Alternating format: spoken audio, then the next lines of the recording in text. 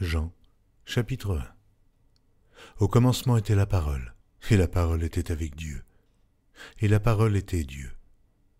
Elle était au commencement avec Dieu, toutes choses ont été faites par elle, et rien de ce qui a été fait n'a été fait sans elle. En elle était la vie, et la vie était la lumière des hommes. La lumière luit dans les ténèbres, et les ténèbres ne l'ont point reçue. Il y eut un homme envoyé de Dieu, son nom était Jean. Il vint pour servir de témoin, pour rendre témoignage à la lumière, afin que tous crussent par lui. Oh, il n'était pas la lumière, mais il parut pour rendre témoignage à la lumière. Cette lumière était la véritable lumière qui, en venant dans le monde, éclaire tout homme. Elle était dans le monde, et le monde a été fait par elle, et le monde ne l'a point connue. Elle est venue chez les siens, et les siens ne l'ont point reçue. Mais à tous ceux qui l'ont reçue, à ceux qui croient en son nom, elle a donné le pouvoir de devenir enfants de Dieu, lesquels sont nés non du sang, ni de la volonté de la chair, ni de la volonté de l'homme, mais de Dieu. Et la parole a été faite chair, et elle habitait parmi nous pleine de grâce et de vérité. Et nous avons contemplé sa gloire, une gloire comme la gloire du Fils unique venu du Père. Jean lui a rendu témoignage et s'est écrié « C'est celui dont j'ai dit « Celui qui vient après moi m'a précédé, car il était avant moi. » Et nous avons tous reçu de sa plénitude et grâce pour grâce, car la loi a été donnée par Moïse. La grâce et la vérité sont venues par Jésus-Christ. Oh, personne n'a jamais vu Dieu. Le Fils unique qui est dans le sein du Père est celui qui l'a fait connaître. Voici le témoignage de Jean, lorsque les Juifs envoyèrent de Jérusalem des sacrificateurs et des Lévites pour lui demander « Et toi, qui es-tu » Il déclara, il ne le nia point, il déclara qu'il n'était pas le Christ. Ils lui demandèrent « Quoi donc? Es-tu Élie » Et il dit « Je ne le suis point. » « Es-tu le prophète » Et il répondit « Non. » Ils lui dirent alors « Mais qui es-tu » afin que nous donnions une réponse à ceux qui nous ont envoyés. « Que dis-tu de toi-même » Moi, dit-il, je suis la voix de celui qui crie dans le désert. Aplanissez le chemin du Seigneur, comme a dit Ésaïe, le prophète. Ceux qui avaient été envoyés étaient des pharisiens. Ils lui firent encore cette question. « Pourquoi donc baptises-tu si tu n'es pas le Christ, ni Élie, ni le prophète ?» Jean leur répondit, « Moi je baptise d'eau, mais au milieu de vous, il y a quelqu'un que vous ne connaissez pas, qui vient après moi. Je ne suis pas digne de délier la courroie de ses souliers. » Ces choses se passèrent à Béthanie, au-delà du Jourdain, où Jean baptisait. Le lendemain, il vit Jésus venant à lui, et il dit « Voici l'agneau de Dieu, qui ôte le péché du monde. C'est celui dont j'ai dit « Après moi vient un homme, qui m'a précédé, car il était avant moi. » Oh, je ne le connaissais pas, mais c'est afin qu'il fût manifesté à Israël que je suis venu baptiser d'eau. Jean rendit ce témoignage. J'ai vu l'Esprit descendre du ciel, comme une colombe, et s'arrêter sur lui. Je ne le connaissais pas. Mais celui qui m'a envoyé baptiser d'eau, celui-là m'a dit, « Celui sur qui tu verras l'Esprit descendre et s'arrêter, c'est celui qui baptise du Saint-Esprit. » Et j'ai vu, et j'ai rendu témoignage qu'il est le Fils de Dieu. Le lendemain, Jean était encore là, avec 2 de ses disciples, et, ayant regardé Jésus qui passait, il dit, « Voilà l'agneau de Dieu. » Les 2 disciples l'entendirent prononcer ces paroles, et ils suivirent Jésus. Jésus se retourna, et voyant qu'ils le suivaient, il leur dit, « Que cherchez-vous » Ils lui répondirent, « Rabbi », ce qui signifie « Maître », « Où demeures-tu » ? « Venez, leur dit-il, et voyez. » Ils allèrent et ils virent où il demeurait, et ils restèrent auprès de lui ce jour-là, c'était environ la 10e heure. André, frère de Simon-Pierre, était l'un des 2 qui avait entendu les paroles de Jean et qui avait suivi Jésus. Ce fut lui qui rencontra le premier son frère, Simon, et il lui dit « Nous avons trouvé le Messie », ce qui signifie Christ. Et il le conduisit vers Jésus. Jésus, l'ayant regardé, dit « Tu es Simon, fils de Jonas. Tu seras appelé Céphas, ce qui signifie Pierre. » Le lendemain, Jésus voulut se rendre en Galilée, où il rencontra Philippe, et il lui dit « Suis-moi. » Philippe était de Bethsaïda, de la ville d'André et de Pierre. Philippe rencontra Nathanaël et lui dit « Nous avons trouvé celui de qui Moïse a écrit dans la loi et dont les prophètes ont parlé, Jésus de Nazareth, fils de Joseph. Nathanaël lui dit, peut-il venir de Nazareth quelque chose de bon? Philippe lui répondit, viens et vois. Jésus, voyant venir à lui Nathanaël, dit de lui, voici vraiment un Israélite, dans lequel il n'y a point de fraude. D'où me connais-tu? Lui dit Nathanaël. Jésus lui répondit, avant que Philippe t'appelât quand tu étais sous le figuier, je t'ai vu. Nathanaël répondit et lui dit, Rabbi, tu es le Fils de Dieu, tu es le roi d'Israël. Jésus lui répondit, parce que je t'ai dit que je t'ai vu sous le figuier, tu crois? Tu verras de plus grandes choses que celles-ci. Et il lui dit, en vérité, vous verrez désormais le ciel ouvert et les anges de Dieu monter et descendre sur le Fils de l'homme. Jean, chapitre 2. 3 jours après, il y eut des noces à Cana en Galilée. La mère de Jésus était là, et Jésus fut aussi invité aux noces avec ses disciples. Le vin ayant manqué, la mère de Jésus lui dit, « Ils n'ont plus de vin. » Jésus lui répondit, « Femme, qu'y a-t-il entre moi et toi? Mon heure n'est pas encore venue. » Sa mère dit au serviteur, « Faites ce qu'il vous dira. » Or, il y avait là 6 vases de pierre destinés aux purifications des Juifs et contenant chacun 2 ou 3 mesures. Jésus leur dit, « Remplissez d'eau ces vases. » Et ils les remplirent jusqu'au bord. « Puisez maintenant, leur dit-il, et portez-en à l'ordonnateur du repas. » Et ils en portèrent. Quand l'ordonnateur du repas eut goûté l'eau changée en vin, ne sachant d'où venait ce vin, tandis que les serviteurs, qui avaient puisé l'eau, le savaient bien, il appela l'époux et lui dit, « Tout homme sert d'abord le bon vin, puis le moins bon, après qu'on s'est enivré. Toi, tu as gardé le bon vin jusqu'à présent. » Tel fut à Cana, en Galilée, le premier des miracles que fit Jésus. Il manifesta sa gloire et ses disciples crurent en lui. Après cela, il descendit à Capernaum avec sa mère, ses frères et ses disciples, et ils n'y demeurèrent que peu de jours. La Pâque des Juifs était proche, et Jésus monta à Jérusalem. Il trouva dans le temple les vendeurs de bœufs et de brebis, de pigeons et les changeurs assis. Ayant fait un fouet avec des cordes, il les chassa tous du temple, ainsi que les brebis et les bœufs, il dispersa la monnaie des changeurs et renversa les tables. Et il dit aux vendeurs de pigeons, « ôtez cela d'ici, ne faites pas de la maison de mon père une maison de trafic. » Ses disciples se souvinrent qu'il est écrit, « Le zèle de ta maison me dévore. » Les Juifs, prenant la parole, lui dirent, « Quel miracle nous montres-tu pour agir de la sorte ?» Jésus leur répondit, « Détruisez ce temple, et en 3 jours, je le relèverai. » Les Juifs dirent, « Il a fallu 46 ans pour bâtir ce temple, et toi, en 3 jours, tu le relèveras. » Mais il parlait du temple de son corps. C'est pourquoi, lorsqu'il fut ressuscité des morts, ses disciples se souvinrent qu'il avait dit cela, et ils crurent à l'Écriture et à la parole que Jésus avait dite. Pendant que Jésus était à Jérusalem à la fête de Pâques, plusieurs crurent en son nom, voyant les miracles qu'il faisait. Mais Jésus ne se fiait point à eux parce qu'il les connaissait tous, et parce qu'il n'avait pas besoin qu'on lui rendît témoignage d'aucun homme, car il savait lui-même ce qui était dans l'homme. Jean, chapitre 3.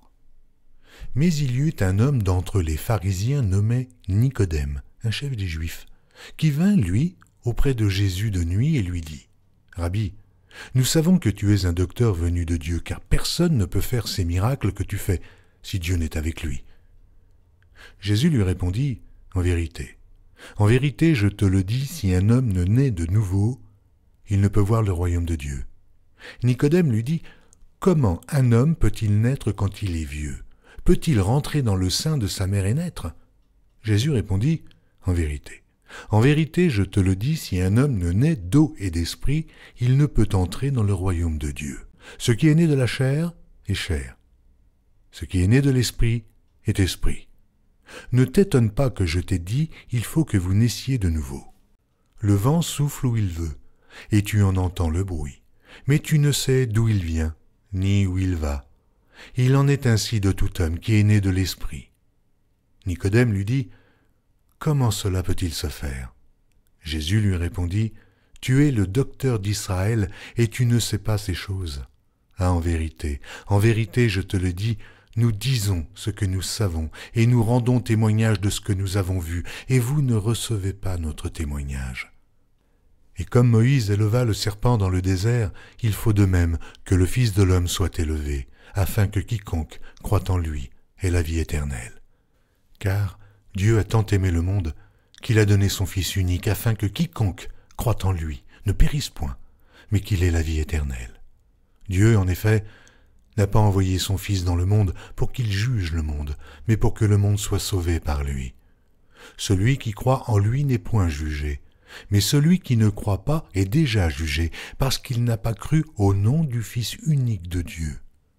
Et ce jugement, c'est que, la lumière étant venue dans le monde, les hommes ont préféré les ténèbres à la lumière, parce que leurs œuvres étaient mauvaises. Car quiconque fait le mal est la lumière, et ne vient point à la lumière, de peur que ses œuvres ne soient dévoilées. Mais celui qui agit selon la vérité vient à la lumière, afin que ses œuvres soient manifestées, parce qu'elles sont faites en Dieu. Après cela, Jésus, accompagné de ses disciples, se rendit dans la terre de Judée, et là, il demeurait avec eux, et il baptisait. Jean aussi baptisait à Hénon, près de Salim, parce qu'il y avait là beaucoup d'eau, et on y venait pour être baptisé, car Jean n'avait pas encore été mis en prison. Or, il s'éleva de la part des disciples de Jean une dispute avec un juif touchant la purification. Ils vinrent trouver Jean et lui dirent « Rabbi, celui qui était avec toi au-delà du Jourdain, et à qui tu as rendu témoignage, voici, il baptise, et tous vont à lui. » Jean répondit « Un homme ne peut recevoir que ce qui lui a été donné du ciel. Vous-même m'êtes témoin que j'ai dit « Je ne suis pas le Christ, mais j'ai été envoyé devant lui. » Celui à qui appartient l'épouse, c'est l'époux. Mais l'ami de l'époux qui se tient là et qui l'entend éprouve une grande joie à cause de la voix de l'époux. Aussi, cette joie qui est la mienne est parfaite. Il faut qu'il croisse et que je diminue. Celui qui vient d'en haut est au-dessus de tous. Celui qui est de la terre est de la terre, et il parle comme étant de la terre. Celui qui vient du ciel est au-dessus de tous. Il rend témoignage de ce qu'il a vu et entendu, et personne ne reçoit son témoignage. Celui qui a reçu son témoignage a certifié que Dieu est vrai. Car celui que Dieu a envoyé dit les paroles de Dieu, parce que Dieu ne lui donne pas l'Esprit avec mesure. Le Père aime le Fils, et il a remis toutes choses entre ses mains. Celui qui croit au Fils a la vie éternelle. Celui qui ne croit pas au Fils ne verra point la vie, mais la colère de Dieu demeure sur lui. Jean, chapitre 4. Le Seigneur sut que les pharisiens avaient appris qu'il faisait et baptisait plus de disciples que Jean. Toutefois, Jésus ne baptisait pas lui-même, mais c'étaient ses disciples. Alors il quitta la Judée et retourna en Galilée.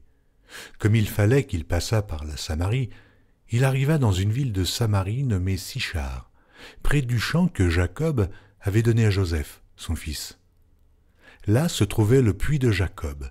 Jésus, fatigué du voyage, était assis au bord du puits. C'était environ la 6e heure. Une femme de Samarie vint puiser de l'eau. Jésus lui dit « Donne-moi à boire », car ses disciples étaient allés à la ville pour acheter des vivres.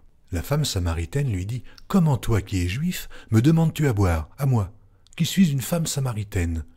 Les Juifs, en effet, n'ont pas de relation avec les Samaritains. Jésus lui répondit « Si tu connaissais le don de Dieu, et qui est celui qui te dit « Donne-moi à boire », tu lui aurais toi-même demandé à boire, et il t'aurait donné de l'eau vive. « Seigneur, lui dit la femme, tu n'as rien pour puiser, et le puits est profond.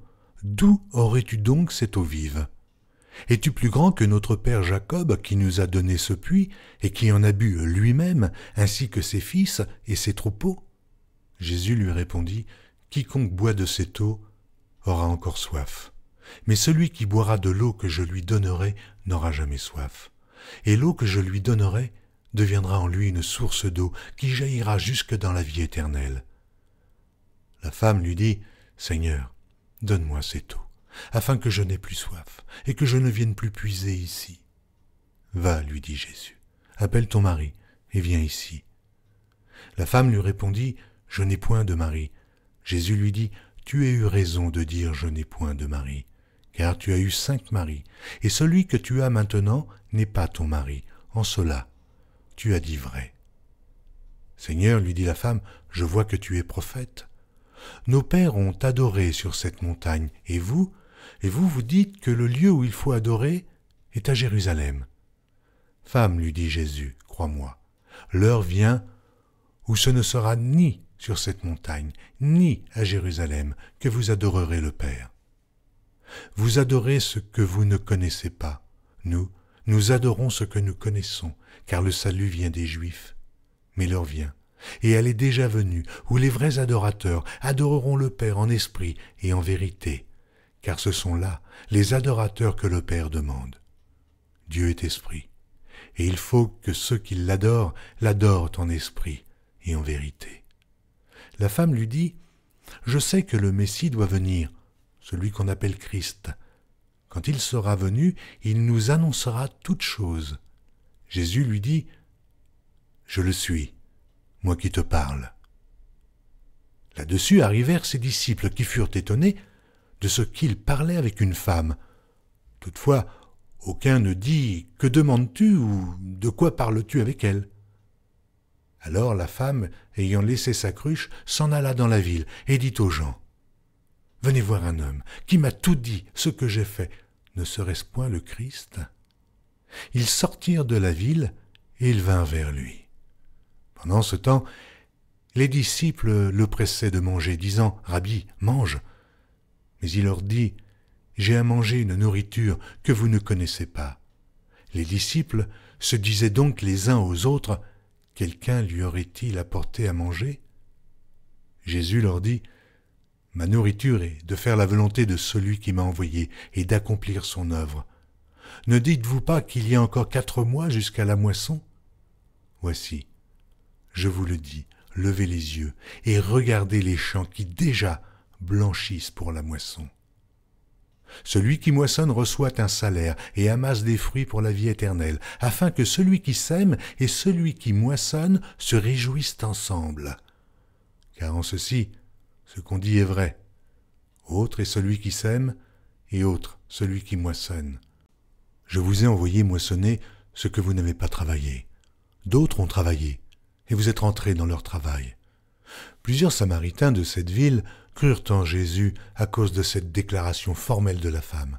« Il m'a dit tout ce que j'ai fait. » Aussi, quand les Samaritains vinrent le trouver, ils le prièrent de rester auprès d'eux, et il resta là 2 jours. Un beaucoup plus grand nombre crurent à cause de sa parole.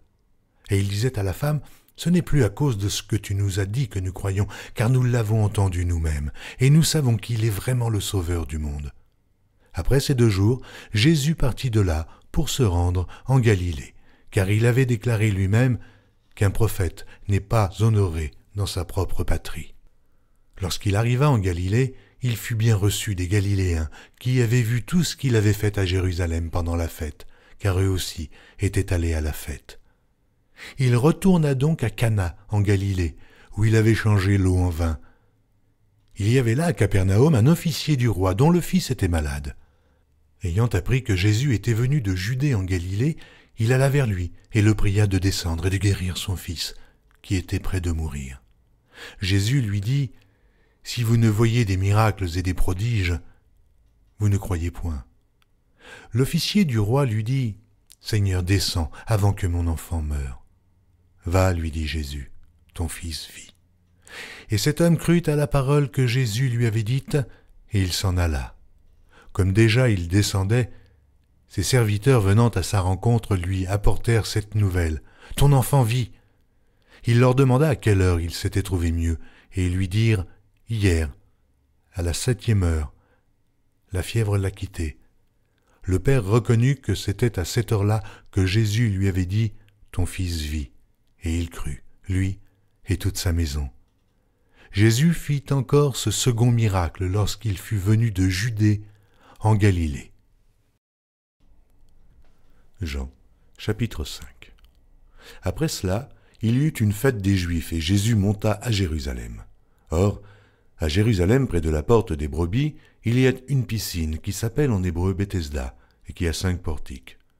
Sous ces portiques étaient couchés en grand nombre des malades, des aveugles, des boiteux, des paralytiques qui attendaient le mouvement de l'eau. Car un ange descendait de temps en temps dans la piscine et agitait l'eau. Et celui qui y descendait le premier, après que l'eau avait été agitée, était guéri, quelle que fût sa maladie. Là se trouvait un homme malade depuis 38 ans. Jésus, l'ayant vu coucher et sachant qu'il était malade depuis longtemps, lui dit « Veux-tu être guéri ?» Le malade lui répondit « Seigneur, je n'ai personne pour me jeter dans la piscine quand l'eau est agitée, et, pendant que j'y vais, un autre descend avant moi. » « Lève-toi, lui dit Jésus, prends ton lit et marche. » Aussitôt cet homme fut guéri, il prit son lit et marcha. C'était un jour de Shabbat. Les Juifs dirent donc à celui qui avait été guéri, « C'est le Shabbat, et il ne t'est pas permis d'emporter ton lit. » Il leur répondit, « Celui qui m'a guéri m'a dit, prends ton lit et marche. » Ils lui demandèrent, « Qui est l'homme qui t'a dit, prends ton lit et marche ?» Mais celui qui avait été guéri ne savait pas qui c'était, car Jésus avait disparu de la foule qui était en ce lieu. Depuis, Jésus le trouva dans le temple et lui dit, « Voici, tu as été guéri, ne pêche plus, de peur qu'il ne t'arrive quelque chose de pire. » Cet homme s'en alla et annonça aux Juifs que c'était Jésus qui l'avait guéri. C'est pourquoi les Juifs poursuivaient Jésus, parce qu'il faisait ces choses le jour du Shabbat. Mais Jésus leur répondit, « Mon Père agit jusqu'à présent, moi aussi j'agis. » À cause de cela, les Juifs cherchaient encore plus à le faire mourir, non seulement parce qu'il violait le sabbat, mais parce qu'il appelait Dieu son propre Père, se faisant lui-même égal à Dieu. Jésus reprit donc la parole et leur dit, « En vérité, je vous le dis, le Fils ne peut rien faire de lui-même, il ne fait que ce qu'il voit faire au Père. Et tout ce que le Père fait, le Fils aussi le fait pareillement, car le Père aime le Fils et lui montre tout ce qu'il fait. Et il lui montrera des œuvres plus grandes que celles-ci, afin que vous soyez dans l'étonnement. Car, comme le Père ressuscite les morts et donne la vie, ainsi le Fils donne la vie à qui il veut. Le Père ne juge personne, mais il a remis tout jugement au Fils, afin que tous honorent le Fils comme ils honorent le Père. Celui qui n'honore pas le Fils n'honore pas le Père qui l'a envoyé. En vérité, je vous le dis, celui qui écoute ma parole et qui croit à celui qui m'a envoyé à la vie éternelle, et ne vient point en jugement, mais il est passé de la mort à la vie. En vérité, je vous le dis, l'heure vient, et elle est déjà venue où les morts entendront la voix du Fils de Dieu, et ceux qui l'auront entendu vivront. Car comme le Père a en lui-même la vie, il a donné au Fils d'avoir la vie en lui-même, et il lui a donné le pouvoir de juger parce qu'il est le Fils de l'homme. Ne vous étonnez pas de cela, car l'heure vient où tous ceux qui sont dans les sépulcres entendront sa voix et en sortiront. Ceux qui auront fait le bien ressusciteront pour la vie, mais ceux qui auront fait le mal ressusciteront pour le jugement. Je ne puis rien faire de moi-même. Selon que j'entends, je juge, et mon jugement est juste, parce que je ne cherche pas ma volonté, mais la volonté de celui qui m'a envoyé. Si c'est moi qui rends témoignage de moi-même, mon témoignage n'est pas vrai. Il y en a un autre qui rend témoignage de moi, et je sais que le témoignage qu'il rend de moi est vrai. Vous avez envoyé vers Jean, et il a rendu témoignage à la vérité. Pour moi, ce n'est pas d'un homme que je reçois le témoignage, mais je dis ceci afin que vous soyez sauvés. Jean était la lampe qui brûle et qui luit, et vous avez voulu vous réjouir 1 heure à sa lumière. Moi, j'ai un témoignage plus grand que celui de Jean, car les œuvres que le Père m'a donné d'accomplir, ces œuvres mêmes que je fais, témoignent de moi, que c'est le Père qui m'a envoyé. Et le Père qui m'a envoyé a rendu lui-même témoignage de moi. Vous n'avez jamais entendu sa voix, et vous n'avez point vu sa face, et sa parole ne demeure point en vous, parce que vous ne croyez pas à celui qui l'a envoyé. Vous sondez les Écritures parce que vous pensez avoir en elles la vie éternelle. Ce sont elles qui rendent témoignage de moi. Et vous ne voulez pas venir à moi pour avoir la vie. Je ne tire pas ma gloire des hommes, mais je sais que vous n'avez point en vous l'amour de Dieu. Je suis venu au nom de mon Père, et vous ne me recevez pas. Si un autre vient en son propre nom, vous le recevez. Comment pouvez-vous croire, vous qui tirez votre gloire les uns des autres, et qui ne cherchez point la gloire qui vient de Dieu seul? Ne pensez pas que moi, je vous accuserai devant le Père. Celui qui vous accuse, c'est Moïse, en qui vous avez mis votre espérance. Car si vous croyez Moïse, vous me croiriez aussi, parce qu'il a écrit de moi. Mais si vous ne croyez pas à ces écrits, comment croirez-vous à mes paroles? Jean, chapitre 6. Après cela, Jésus s'en alla de l'autre côté de la mer de Galilée, de Tibériade. Une grande foule le suivait parce qu'elle voyait les miracles qu'il opérait sur les malades. Jésus monta sur la montagne et là, il s'assit avec ses disciples. Or la Pâque était proche, la fête des Juifs. Ayant levé les yeux et voyant qu'une grande foule venait à lui, Jésus dit à Philippe, « Où achèterons-nous des pains pour que ces gens aient à manger ?» Il disait cela pour l'éprouver, car il savait ce qu'il allait faire. Philippe lui répondit, « Mais les pains qu'on aurait pour 200 deniers ne suffiraient pas pour que chacun en reçût un peu. » Un de ses disciples, André, frère de Simon, Pierre, lui dit, « Il y a ici un jeune garçon qui a 5 pains d'orge et 2 poissons. Mais qu'est-ce que cela pour tant de gens ?» Jésus dit, « Faites-les asseoir. » Il y avait dans ce lieu beaucoup d'herbes. Ils s'assirent donc au nombre d'environ 5000 hommes. Jésus prit les pains, rendit grâce, et les distribua à ceux qui étaient assis. Il leur donna de même des poissons, autant qu'ils en voulurent. Lorsqu'ils furent rassasiés, il dit à ses disciples, « Ramassez les morceaux qui restent, afin que rien ne se perde. » Ils les ramassèrent donc, et ils remplirent 12 paniers avec les morceaux qui restèrent des 5 pains d'orge, après que tous eurent mangé. Ces gens, ayant vu le miracle que Jésus avait fait, disaient, « Celui-ci est vraiment le prophète qui doit venir dans le monde. » Et Jésus, sachant qu'il allait venir l'enlever pour le faire roi, se retira de nouveau sur la montagne, lui seul. Quand le soir fut venu, ses disciples descendirent au bord de la mer. Étant montés dans une barque, ils traversaient la mer pour se rendre à Capernaum. Il faisait déjà nuit, et Jésus ne les avait pas encore rejoints. Il soufflait un grand vent, et la mer était agitée. Après avoir ramé environ 25 ou 30 stades, ils virent Jésus marchant sur la mer et s'approchant de la barque, et ils eurent peur. Mais Jésus leur dit, « C'est moi, n'ayez pas peur. » Ils voulaient donc le prendre dans la barque, et aussitôt la barque aborda au lieu où ils allaient. La foule qui était restée de l'autre côté de la mer avait remarqué qu'il ne se trouvait là qu'une seule barque, et que Jésus n'était pas monté dans cette barque avec ses disciples, mais qu'il était parti seul. Le lendemain, comme d'autres barques étaient arrivées de Tibériade, près du lieu où ils avaient mangé le pain après que le Seigneur eut rendu grâce, les gens de la foule, ayant vu que ni Jésus, ni ses disciples n'étaient là, montèrent eux-mêmes dans ces barques et allèrent à Capernaum à la recherche de Jésus. Et, l'ayant trouvé au-delà de la mer, ils lui dirent, « Rabbi, quand es-tu venu ici ?» Jésus leur répondit, « En vérité, je vous le dis, vous me cherchez non parce que vous avez vu des miracles, mais parce que vous avez mangé des pains et que vous avez été rassasiés.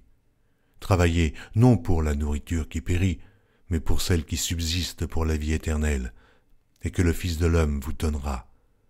Car c'est lui que le Père, que Dieu a marqué de son sceau. » Ils lui dirent, « Que devons-nous faire pour faire les œuvres de Dieu ?»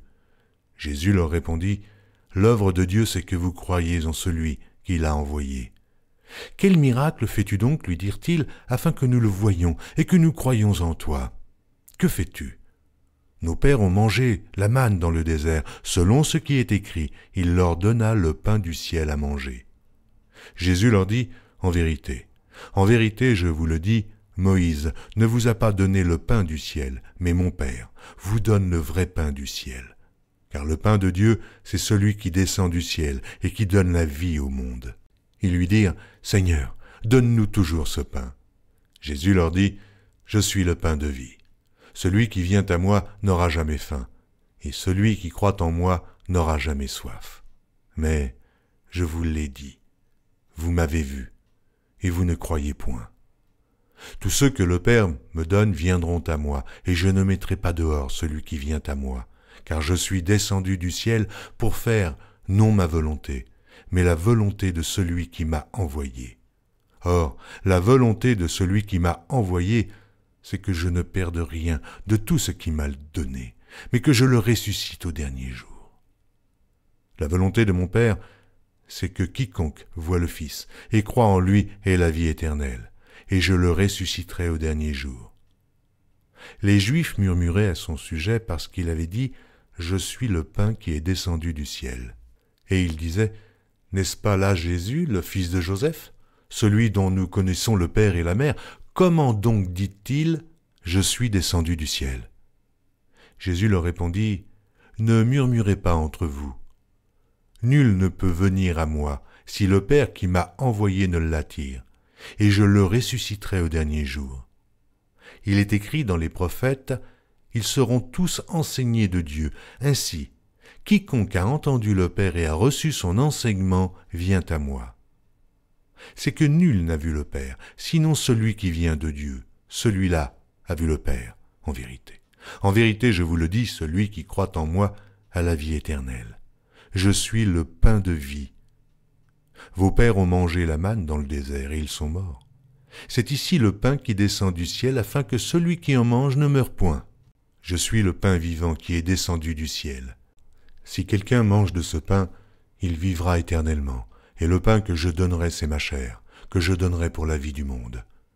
Là-dessus, les Juifs disputaient entre eux, disant « Comment peut-il nous donner sa chair à manger ?»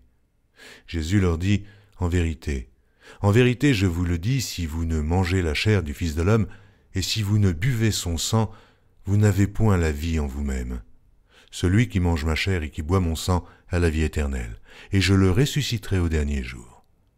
Car ma chair est vraiment une nourriture, et mon sang vraiment un breuvage. Celui qui mange ma chair et qui boit mon sang demeure en moi, et je demeure en lui. Comme le Père qui est vivant m'a envoyé et que je vis par le Père, ainsi celui qui me mange vivra par moi. Car c'est ici le pain qui est descendu du ciel. Il n'en est pas comme de vos pères qui ont mangé la manne et qui sont morts. Celui qui mange ce pain vivra éternellement. » Jésus dit ces choses dans la synagogue, enseignant à Capernaum. Plusieurs de ses disciples, après l'avoir entendu, dirent « Cette parole est dure, qui peut l'écouter ?» Jésus, sachant en lui-même que ses disciples murmuraient à ce sujet, leur dit « Cela vous scandalise-t-il ? Et si vous voyez le Fils de l'homme monter où il était auparavant? C'est l'Esprit qui vivifie, la chair ne sert de rien. Les paroles que je vous ai dites sont esprit et vie. Mais il en est parmi vous quelques-uns qui ne croient point. » Car Jésus savait dès le commencement qui étaient ceux qui ne croiraient point, et qui était celui qui le livrerait. Et il ajouta, « C'est pourquoi je vous ai dit que nul ne peut venir à moi si cela ne lui a été donné par le Père. » Dès ce moment, plusieurs de ses disciples se retirèrent, et ils n'allaient plus avec lui. Jésus donc dit aux 12, « Et vous, ne voulez-vous pas aussi vous en aller ?» Simon-Pierre lui répondit, « Seigneur, à qui irions-nous? Tu as les paroles de la vie éternelle. Et nous avons cru, et nous avons connu que tu es le Christ, le Saint de Dieu. » Jésus leur répondit, « N'est-ce pas moi qui vous ai choisis, vous, les 12? Et l'un de vous est un démon. » Il parlait de Judas Iscario, fils de Simon, car c'était lui qui devait le livrer, lui, l'un des 12. Jean, chapitre 7. Après cela, Jésus parcourait la Galilée, car il ne voulait pas séjourner en Judée, parce que les Juifs cherchaient à le faire mourir. Or, la fête des Juifs, la fête des tabernacles, était proche. Et ses frères lui dirent, « Pars d'ici, et va en Judée afin que tes disciples voient aussi les œuvres que tu fais. Personne n'agit en secret lorsqu'il désire paraître. Si tu fais ces choses, montre-toi toi-même au monde. » Car ses frères non plus ne croyaient pas en lui. Jésus leur dit, « Mon temps n'est pas encore venu, mais votre temps est toujours prêt. Le monde ne peut vous haïr. Moi, il me hait, parce que je rends de lui le témoignage que ses œuvres sont mauvaises. Montez-vous à cette fête. Pour moi, je n'y monte point, parce que mon temps n'est pas encore accompli. » Après leur avoir dit cela, il resta en Galilée. Lorsque ses frères furent montés à la fête, il y monta aussi lui-même, non publiquement, mais comme en secret. Les Juifs le cherchaient pendant la fête et disaient « Mais où est-il » Il y avait dans la foule grande rumeur à son sujet. Les uns disaient « C'est un homme de bien », d'autres disaient « Non, il égare la multitude ». Personne toutefois ne parlait librement de lui par crainte des Juifs. Vers le milieu de la fête, Jésus monta au temple et il enseignait. Les Juifs s'étonnaient, disant « Comment connaît-il les Écritures, lui qui n'a point étudié ?» Jésus leur répondit « Ma doctrine n'est pas de moi, mais de celui qui m'a envoyé. Si quelqu'un veut faire sa volonté, il connaîtra si ma doctrine est de Dieu, ou si je parle de mon chef. Celui qui parle de son chef cherche sa propre gloire, mais celui qui cherche la gloire de celui qui l'a envoyé, celui-là est vrai, et il n'y a point d'injustice en lui. Moïse ne vous a-t-il pas donné la loi, et nul de vous n'observe la loi? Pourquoi cherchez-vous à me faire mourir ?» La foule répondit « Tu as un démon. Qu'est-ce qui cherche à te faire mourir ?» Jésus leur répondit « J'ai fait une œuvre, et vous en êtes tous étonnés. Moïse vous a donné la circoncision, non qu'elle vienne de Moïse, car elle vient des patriarches. Si vous circoncisez un homme le jour du Shabbat, si un homme reçoit la circoncision le jour du Shabbat, afin que la loi de Moïse ne soit pas violée, pourquoi vous irritez-vous contre moi de ce que j'ai guéri un homme tout entier le jour du Shabbat? Ne jugez pas selon l'apparence, mais jugez selon la justice. » Quelques habitants de Jérusalem disaient « N'est-ce pas là celui qu'il cherche à faire mourir? Et voici, il parle librement, et ils ne lui disent rien. Est-ce que vraiment les chefs auraient reconnu qu'il est le Christ? Cependant, celui-ci, nous savons d'où il est, mais le Christ, quand il viendra, personne ne saura d'où il est. » Et Jésus, enseignant dans le temple, s'écria « Vous me connaissez, et vous savez d'où je suis. Je ne suis pas venu de moi-même, mais celui qui m'a envoyé est vrai, et vous ne le connaissez pas. Moi, je le connais, car je viens de lui, et c'est lui qui m'a envoyé. » Il cherchait donc à se saisir de lui, et personne ne mit la main sur lui, parce que son heure n'était pas encore venue.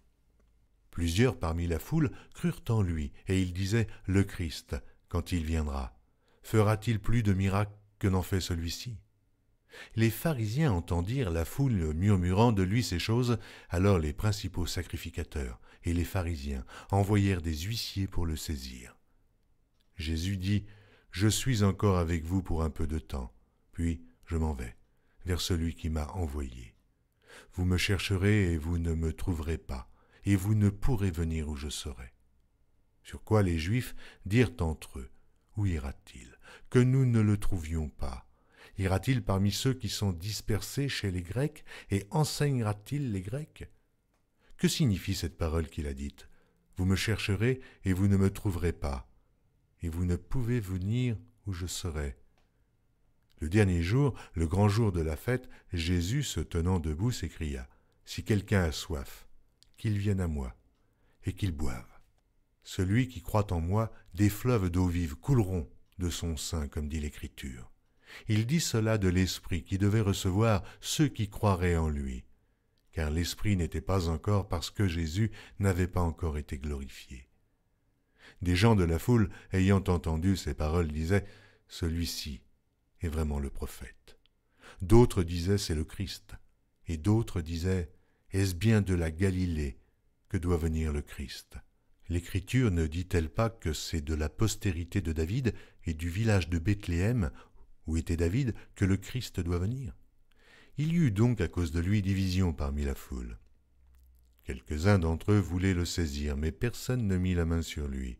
Aussi, les huissiers retournèrent vers les principaux sacrificateurs et les pharisiens, et ceux-ci leur dirent « Pourquoi ne l'avez-vous pas amené ?»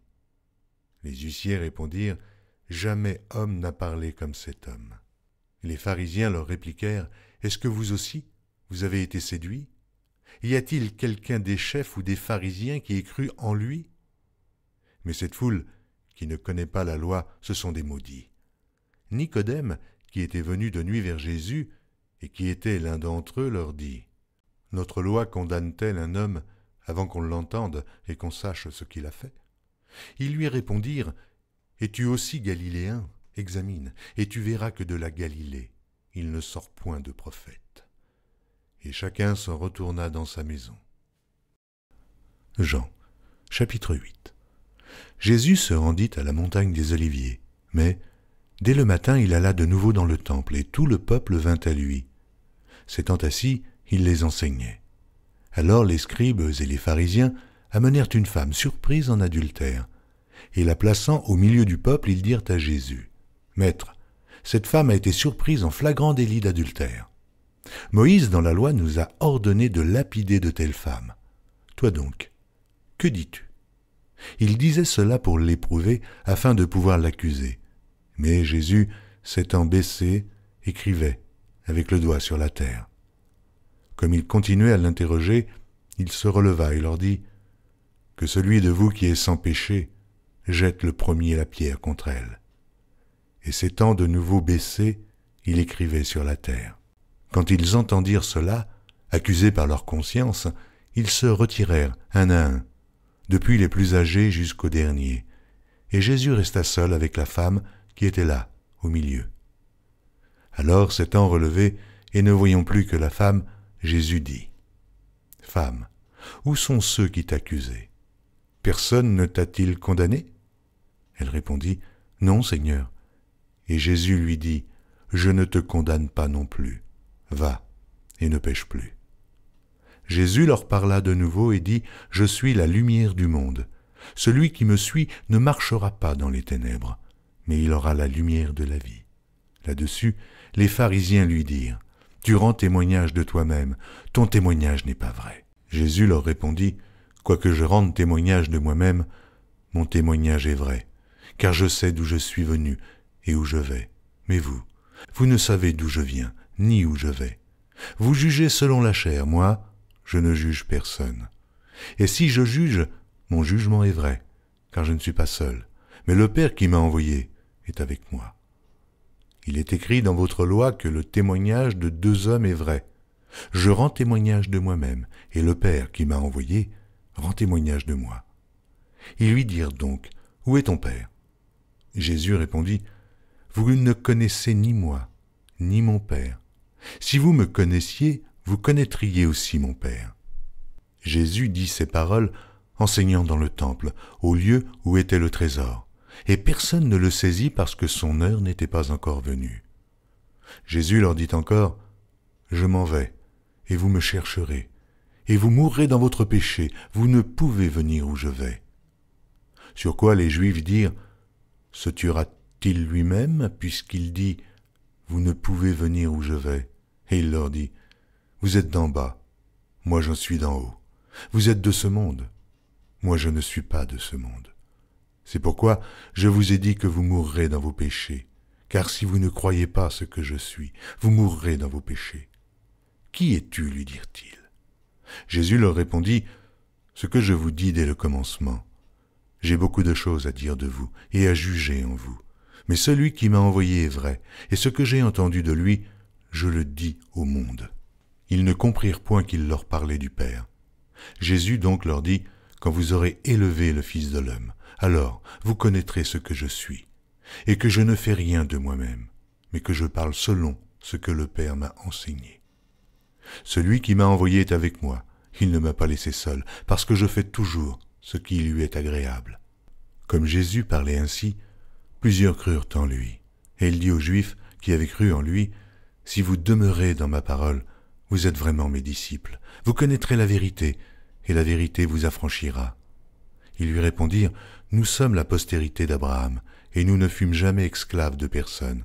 Comment dis-tu, vous deviendrez libres ? » En vérité, je vous le dis, leur répliqua Jésus, quiconque se livre au péché est esclave du péché. Or, l'esclave ne demeure pas toujours dans la maison, le Fils y demeure toujours. Si donc le Fils vous affranchit, vous serez réellement libre. Je sais que vous êtes la postérité d'Abraham, mais vous cherchez à me faire mourir, parce que ma parole ne pénètre pas en vous. Je dis ce que j'ai vu chez mon Père, et vous faites ce que vous avez entendu de la part de votre Père. Ils lui répondirent, « Notre Père, c'est Abraham. » Jésus leur dit, « Si vous étiez enfants d'Abraham, vous feriez les œuvres d'Abraham. Mais maintenant, vous cherchez à me faire mourir, moi qui vous ai dit la vérité, que j'ai entendue de Dieu. Cela, Abraham ne l'a point fait. Vous êtes les œuvres de votre Père. » Ils lui dirent, « Nous ne sommes pas des enfants illégitimes, nous avons un seul Père, Dieu. » Jésus leur dit, « Si Dieu était votre Père, vous m'aimeriez, car c'est de Dieu que je suis sorti et que je viens. Je ne suis pas venu de moi-même, mais c'est lui qui m'a envoyé. Pourquoi ne comprenez-vous pas mon langage? Parce que vous ne pouvez écouter ma parole. Vous avez pour père le diable, et vous voulez accomplir les désirs de votre père. Il a été meurtrier dès le commencement, et il ne se tient pas dans la vérité, parce qu'il n'y a pas de vérité en lui. Lorsqu'il profère le mensonge, il parle de son propre fond, car il est menteur, et le père du mensonge. Et moi, parce que je dis la vérité, vous ne me croyez pas. Qui de vous me convaincra de péché? Si je dis la vérité, pourquoi ne me croyez-vous pas? Celui qui est de Dieu écoute les paroles de Dieu. Vous n'écoutez pas, parce que vous n'êtes pas de Dieu. Les Juifs lui répondirent, « N'avons-nous pas raison de dire que tu es un Samaritain et que tu as un démon ?» Jésus répliqua, « Je n'ai point de démon, mais j'honore mon Père et vous m'outragez. Je ne cherche point ma gloire. Il en est un qui la cherche et qui juge. En vérité, je vous le dis, si quelqu'un garde ma parole, il ne verra jamais la mort. » Maintenant, lui dirent les Juifs, « Nous connaissons que tu as un démon. Abraham est mort, les prophètes aussi. Et tu dis, si quelqu'un garde ma parole, il ne verra jamais la mort. Es-tu plus grand que notre père Abraham qui est mort? Les prophètes aussi sont morts. Qui prétends-tu être? » Jésus répondit, « Si je me glorifie moi-même, ma gloire n'est rien. C'est mon Père qui me glorifie. Lui, que vous dites être votre Dieu, et que vous ne connaissez pas. Pour moi je le connais, et si je disais que je ne le connais pas, je serais semblable à vous, un menteur. Mais je le connais, et je garde sa parole. Abraham, votre père, a tressailli de joie de ce qu'il verrait mon jour. Il l'a vu, et il s'est réjoui. Les Juifs lui dirent, « Tu n'as pas encore 50 ans, et tu as vu Abraham. » Jésus leur dit, « En vérité, je vous le dis, avant qu'Abraham fût, je suis. » Là-dessus, ils prirent des pierres pour les jeter contre lui, mais Jésus se cacha, et il sortit du temple. Jean, chapitre 9. Jésus vit en passant un homme aveugle de naissance. Ses disciples lui firent cette question, « Rabbi, qui a péché, cet homme ou ses parents, pour qu'il soit né aveugle ?»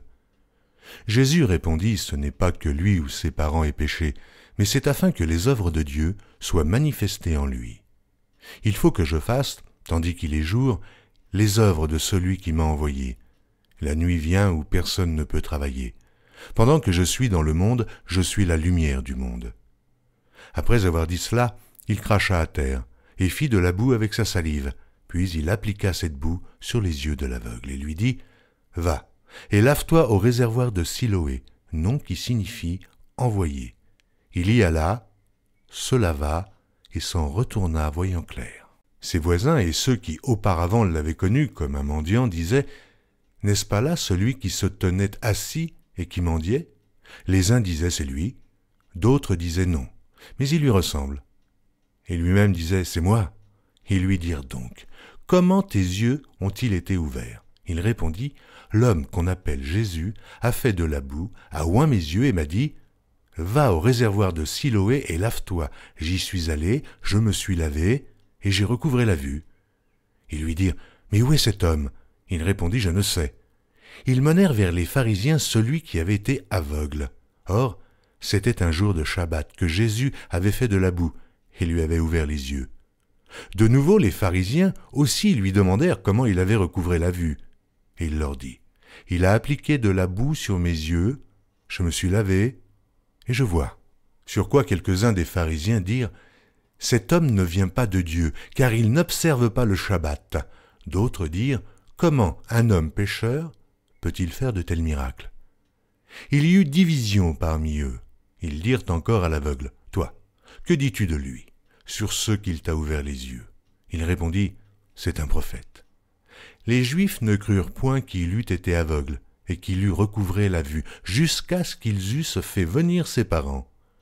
Ils les interrogèrent, disant, « Est-ce là votre fils, que vous dites né aveugle? Comment donc voit-il maintenant ?» Ses parents répondirent, « Nous savons que c'est notre fils et qu'il est né aveugle, mais comment il voit maintenant ou qui lui a ouvert les yeux, c'est ce que nous ne savons. Interrogez-le lui-même, il a de l'âge. Il parlera de ce qui le concerne. » Ses parents dirent cela parce qu'ils craignaient les Juifs, car les Juifs étaient déjà convenus que, si quelqu'un reconnaissait Jésus pour le Christ, il serait exclu de la synagogue. C'est pourquoi ses parents dirent « Il a de l'âge, interrogez-le lui-même ». Les pharisiens appelèrent une seconde fois l'homme qui avait été aveugle et lui dirent « Donne gloire à Dieu, nous savons que cet homme est un pécheur. » Il répondit « S'il est un pécheur, je ne sais. Je sais une chose, c'est que j'étais aveugle et que maintenant je vois. » Ils lui dirent « Que t'a-t-il fait? Comment t'a-t-il ouvert les yeux ?» Il leur répondit « Je vous l'ai déjà dit, et vous n'avez pas écouté. Pourquoi voulez-vous l'entendre encore? Voulez-vous aussi devenir ses disciples ?» Ils l'injurièrent et dirent « C'est toi qui es son disciple. Nous sommes disciples de Moïse. Nous savons que Dieu a parlé à Moïse, mais celui-ci, nous ne savons d'où il est. » Cet homme leur répondit « Il est étonnant que vous ne sachiez d'où il est, et cependant il m'a ouvert les yeux. Nous savons que Dieu n'exauce point les pécheurs, mais si quelqu'un l'honore et fait sa volonté, c'est celui-là qui l'exauce. Jamais on n'a entendu dire que quelqu'un ait ouvert les yeux d'un aveugle-né. Si cet homme ne venait pas de Dieu, il ne pourrait rien faire. » Ils lui répondirent « Tu es né tout entier dans le péché, et tu nous enseignes !» Et ils le chassèrent. Jésus apprit qu'ils l'avaient chassé, et, l'ayant rencontré, il lui dit « Crois-tu au Fils de Dieu ?» Il répondit « Et qui est-il, Seigneur, afin que je croie en lui ?» « Tu l'as vu, lui dit Jésus, et celui qui te parle, c'est lui. » Et il dit « Je crois, Seigneur », et il se prosterna devant lui. Puis Jésus dit « Je suis venu dans ce monde pour un jugement, pour que ceux qui ne voient point voient, et que ceux qui voient deviennent aveugles. » Quelques pharisiens qui étaient avec lui, ayant entendu ces paroles, lui dirent « Nous aussi, sommes-nous aveugles ?» Jésus leur répondit « Si vous étiez aveugles, vous n'auriez pas de péché. Mais maintenant vous dites « Nous voyons », et c'est pour cela que votre péché subsiste. » Jean, chapitre 10. En vérité, je vous le dis, celui qui n'entre pas par la porte dans la bergerie, mais qui y monte par ailleurs, est un voleur et un brigand. Mais celui qui entre par la porte est le berger des brebis. Le portier lui ouvre, et les brebis entendent sa voix. Il appelle par leur nom les brebis qui lui appartiennent, et il les conduit dehors. Lorsqu'il a fait sortir toutes ses propres brebis, il marche devant elles, et les brebis le suivent, parce qu'elles connaissent sa voix. Elles ne suivront point un étranger, mais elles fuiront loin de lui, parce qu'elles ne connaissent pas la voix des étrangers. Jésus leur dit cette parabole, mais ils ne comprirent pas de quoi il leur parlait. Jésus leur dit encore en vérité, je vous le dis, je suis la porte des brebis. Tous ceux qui sont venus avant moi sont des voleurs et des brigands, mais les brebis ne les ont point écoutés. Je suis la porte. Si quelqu'un entre par moi, il sera sauvé. Il entrera et il sortira, et il trouvera des pâturages. Le voleur ne vient que pour dérober, égorger et détruire. Moi, je suis venu afin que les brebis aient la vie et qu'elles soient dans l'abondance. Je suis le bon berger. Le bon berger donne sa vie pour ses brebis. Mais le mercenaire, qui n'est pas le berger et à qui n'appartiennent pas les brebis, voit venir le loup, abandonne les brebis et prend la fuite, et le loup les ravit et les disperse. Le mercenaire s'enfuit parce qu'il est mercenaire et qu'il ne se met point en peine des brebis. Je suis le bon berger. Je connais mes brebis, et elles me connaissent, comme le Père me connaît et comme je connais le Père, et je donne ma vie pour mes brebis. J'ai encore d'autres brebis qui ne sont pas de cette bergerie. Celles-là, il faut que je les amène, elles entendront ma voix, et il y aura un seul troupeau et un seul berger. Le Père m'aime parce que je donne ma vie afin de la reprendre. Personne ne me l'ôte, mais je la donne de moi-même. J'ai le pouvoir de la donner, et j'ai le pouvoir de la reprendre. Tel est l'ordre que j'ai reçu de mon Père. Il y eut de nouveau, à cause de ces paroles, division parmi les Juifs. Plusieurs d'entre eux disaient « Il a un démon, il est fou. Pourquoi l'écoutez-vous » D'autres disaient « Ce ne sont pas les paroles d'un démoniaque. Un démon peut-il ouvrir les yeux des aveugles ?» On célébrait à Jérusalem la fête de la dédicace. C'était l'hiver. Et Jésus se promenait dans le temple, sous le portique de Salomon. Les Juifs l'entourèrent et lui dirent « Jusque à quand tiendras-tu nos esprits en suspens? Si tu es le Christ, dis-le-nous, franchement. » Jésus leur dit « Je vous l'ai dit, et vous ne croyez pas. Les œuvres que je fais au nom de mon Père rendent témoignage de moi. Mais vous ne me croyez pas, parce que vous n'êtes pas de mes brebis. Mes brebis entendent ma voix, je les connais, et elles me suivent. Je donne la vie éternelle, et elles ne périront jamais, et personne ne les ravira de ma main. Mon Père qui me les a donnés est plus grand que tous, et personne ne peut les ravir de la main de mon Père. Moi et le Père, nous sommes un. » Alors les Juifs prirent de nouveau des pierres pour le lapider. Jésus leur dit, « Je vous ai fait voir plusieurs bonnes œuvres venant de mon Père. Et pour laquelle me lapidez-vous » Les Juifs répondirent, « Ce n'est point pour une bonne œuvre que nous te lapidons, mais pour un blasphème, et parce que toi, qui es homme, tu te fais Dieu. » Jésus leur répondit, « N'est-il pas écrit dans votre loi, j'ai dit, vous êtes des dieux. Si elle a appelé Dieu ceux à qui la parole de Dieu a été adressée, et si l'écriture ne peut être anéantie, celui que le Père a sanctifié et envoyé dans le monde, vous lui dites, tu blasphèmes. Et cela parce que j'ai dit, je suis le Fils de Dieu. Si je ne fais pas les œuvres de mon Père, ne me croyez pas. Mais si je les fais quand même, vous ne me croyez point. Croyez à ces œuvres, afin que vous sachiez et reconnaissiez que le Père est en moi et que je suis dans le Père. » Là-dessus, ils cherchèrent encore à le saisir, mais il s'échappa de leurs mains. Jésus s'en alla de nouveau au-delà du Jourdain, dans le lieu où Jean avait d'abord baptisé, et il y demeura. Beaucoup de gens vinrent à lui, et ils disaient, « Jean n'a fait aucun miracle, mais tout ce que Jean a dit de cet homme était vrai. » Et dans ce lieu-là, plusieurs crurent en lui. Jean, chapitre 11. Il y avait un homme malade, Lazare, de Béthanie, village de Marie et de Marthe, sa sœur. C'était cette Marie qui oignit de parfum le Seigneur et qui lui essuya les pieds avec ses cheveux, et c'était son frère Lazare qui était malade. Les sœurs envoyèrent dire à Jésus, « Seigneur, voici celui que tu aimes est malade. » Après avoir entendu cela, Jésus dit, « Cette maladie n'est point à la mort, mais elle est pour la gloire de Dieu, afin que le Fils de Dieu soit glorifié par elle. » Or Jésus aimait Marthe, et sa sœur, et Lazare. Lors donc qu'il eut appris que Lazare était malade, il resta 2 jours encore dans le lieu où il était, et il dit ensuite aux disciples, « Retournons en Judée. » Les disciples lui dirent, « Rabbi, les Juifs tout récemment cherchaient à te lapider, et tu retournes en Judée. » Jésus répondit, « N'y a-t-il pas 12 heures au jour? Si quelqu'un marche pendant le jour, il ne bronche point, parce qu'il voit la lumière de ce monde. Mais si quelqu'un marche pendant la nuit, il bronche, parce que la lumière n'est pas en lui. » Après ces paroles, il leur dit, « Lazare, notre ami, dort, mais je vais le réveiller. » Les disciples lui dirent, « Seigneur, s'il dort, il sera guéri. » Jésus avait parlé de sa mort, mais ils crurent qu'il parlait de l'assoupissement du sommeil.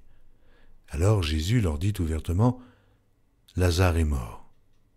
Et à cause de vous, afin que vous croyiez, je me réjouis de ce que je n'étais pas là.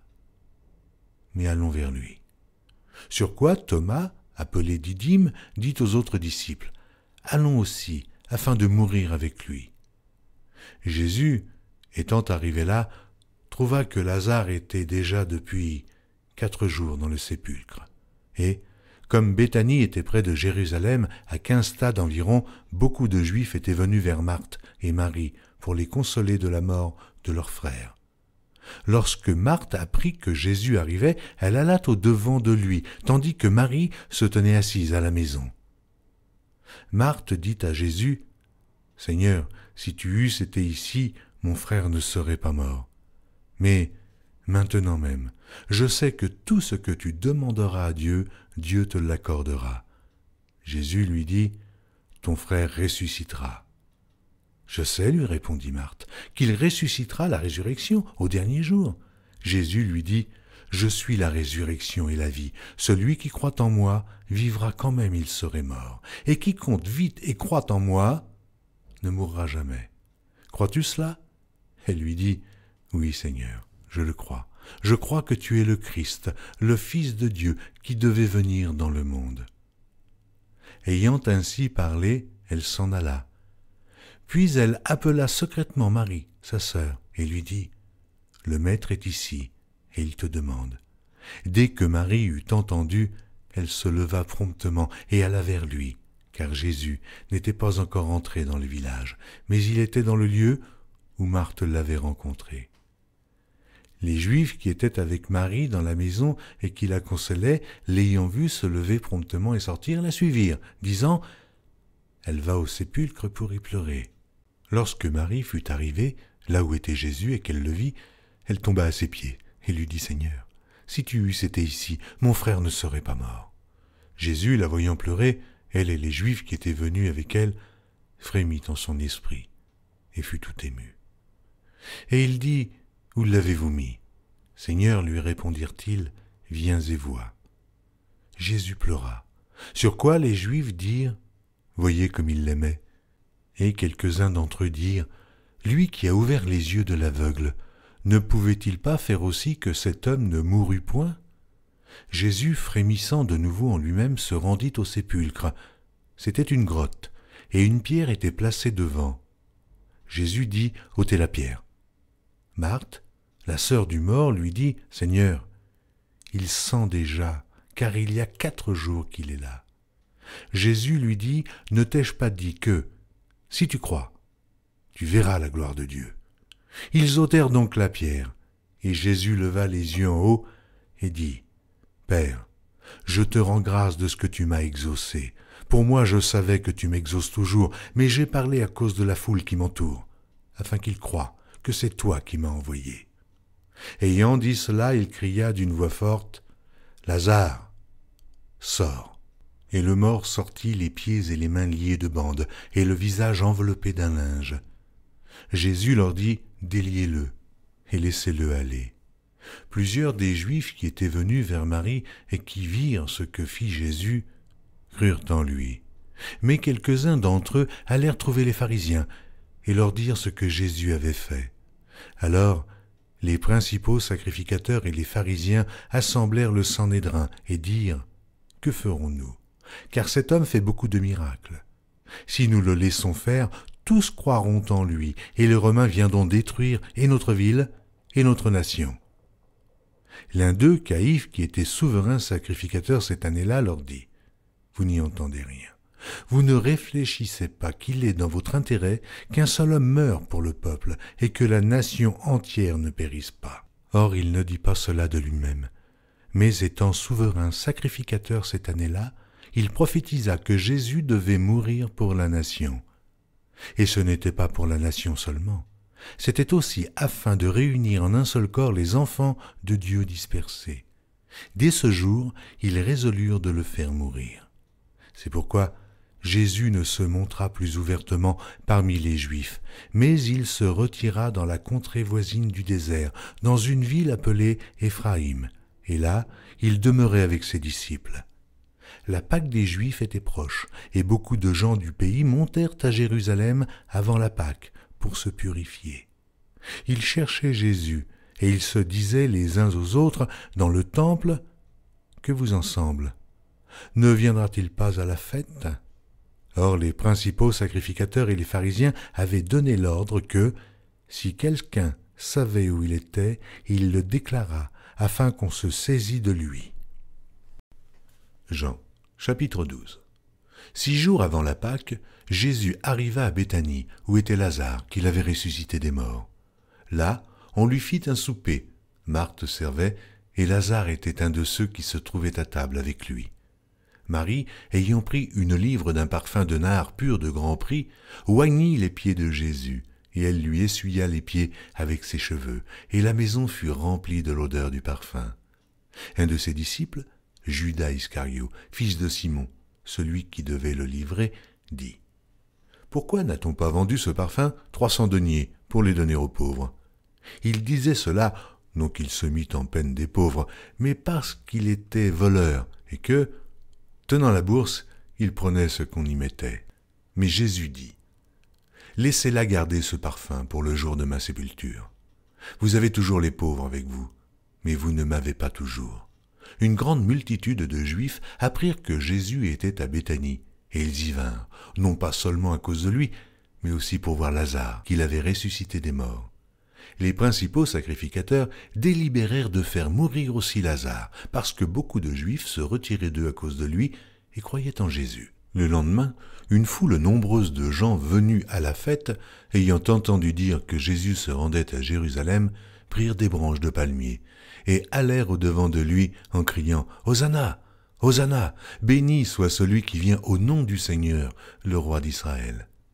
Jésus trouva un ânon et s'assit dessus, selon qu'il est écrit « Ne crains point, fille de Sion, voici, ton roi vient, assis sur le petit d'une ânesse. » Ses disciples ne comprirent pas d'abord ces choses, mais, lorsque Jésus eut été glorifié, il se souvint qu'elles étaient écrites de lui, et qu'il les avait accomplies à son égard.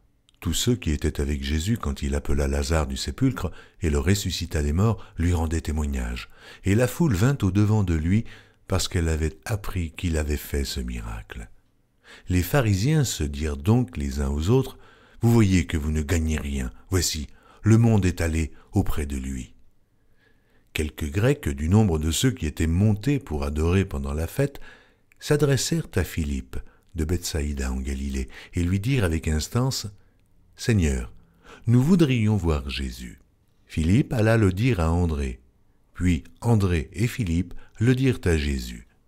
Jésus leur répondit « L'heure est venue où le Fils de l'homme doit être glorifié.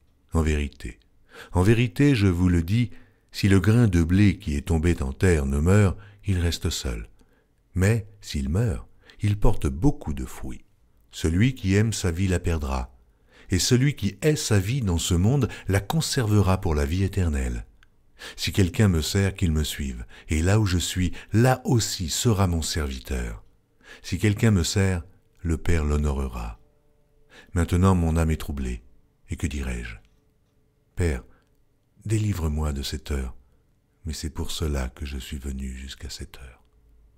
Père, glorifie ton nom. Et une voix du ciel vint, je l'ai glorifié, et je le glorifierai encore. La foule qui était là et qui avait entendu disait que c'était un tonnerre. D'autres disaient, un ange lui a parlé.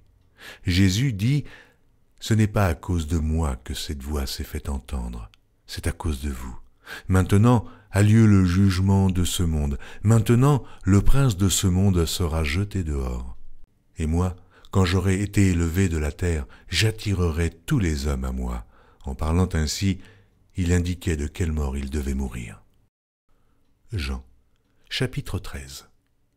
Avant la fête de Pâques, Jésus, sachant que son heure était venue de passer de ce monde au Père, et ayant aimé les siens qui étaient dans le monde, mit le comble à son amour pour eux. Pendant le souper, lorsque le diable avait déjà inspiré au cœur de Judas Iscario, fils de Simon, le dessein de le livrer, Jésus, qui savait que le Père avait remis toutes choses entre ses mains, qu'il était venu de Dieu, et qu'il s'en allait à Dieu, se leva de table, ôta ses vêtements, et prit un linge dont il se ceignit. Ensuite, il versa de l'eau dans un bassin, et il se mit à laver les pieds des disciples, et à les essuyer avec le linge dont il était ceint. Il vint donc à Simon-Pierre, et Pierre lui dit, « Toi, Seigneur, tu me laves les pieds ?»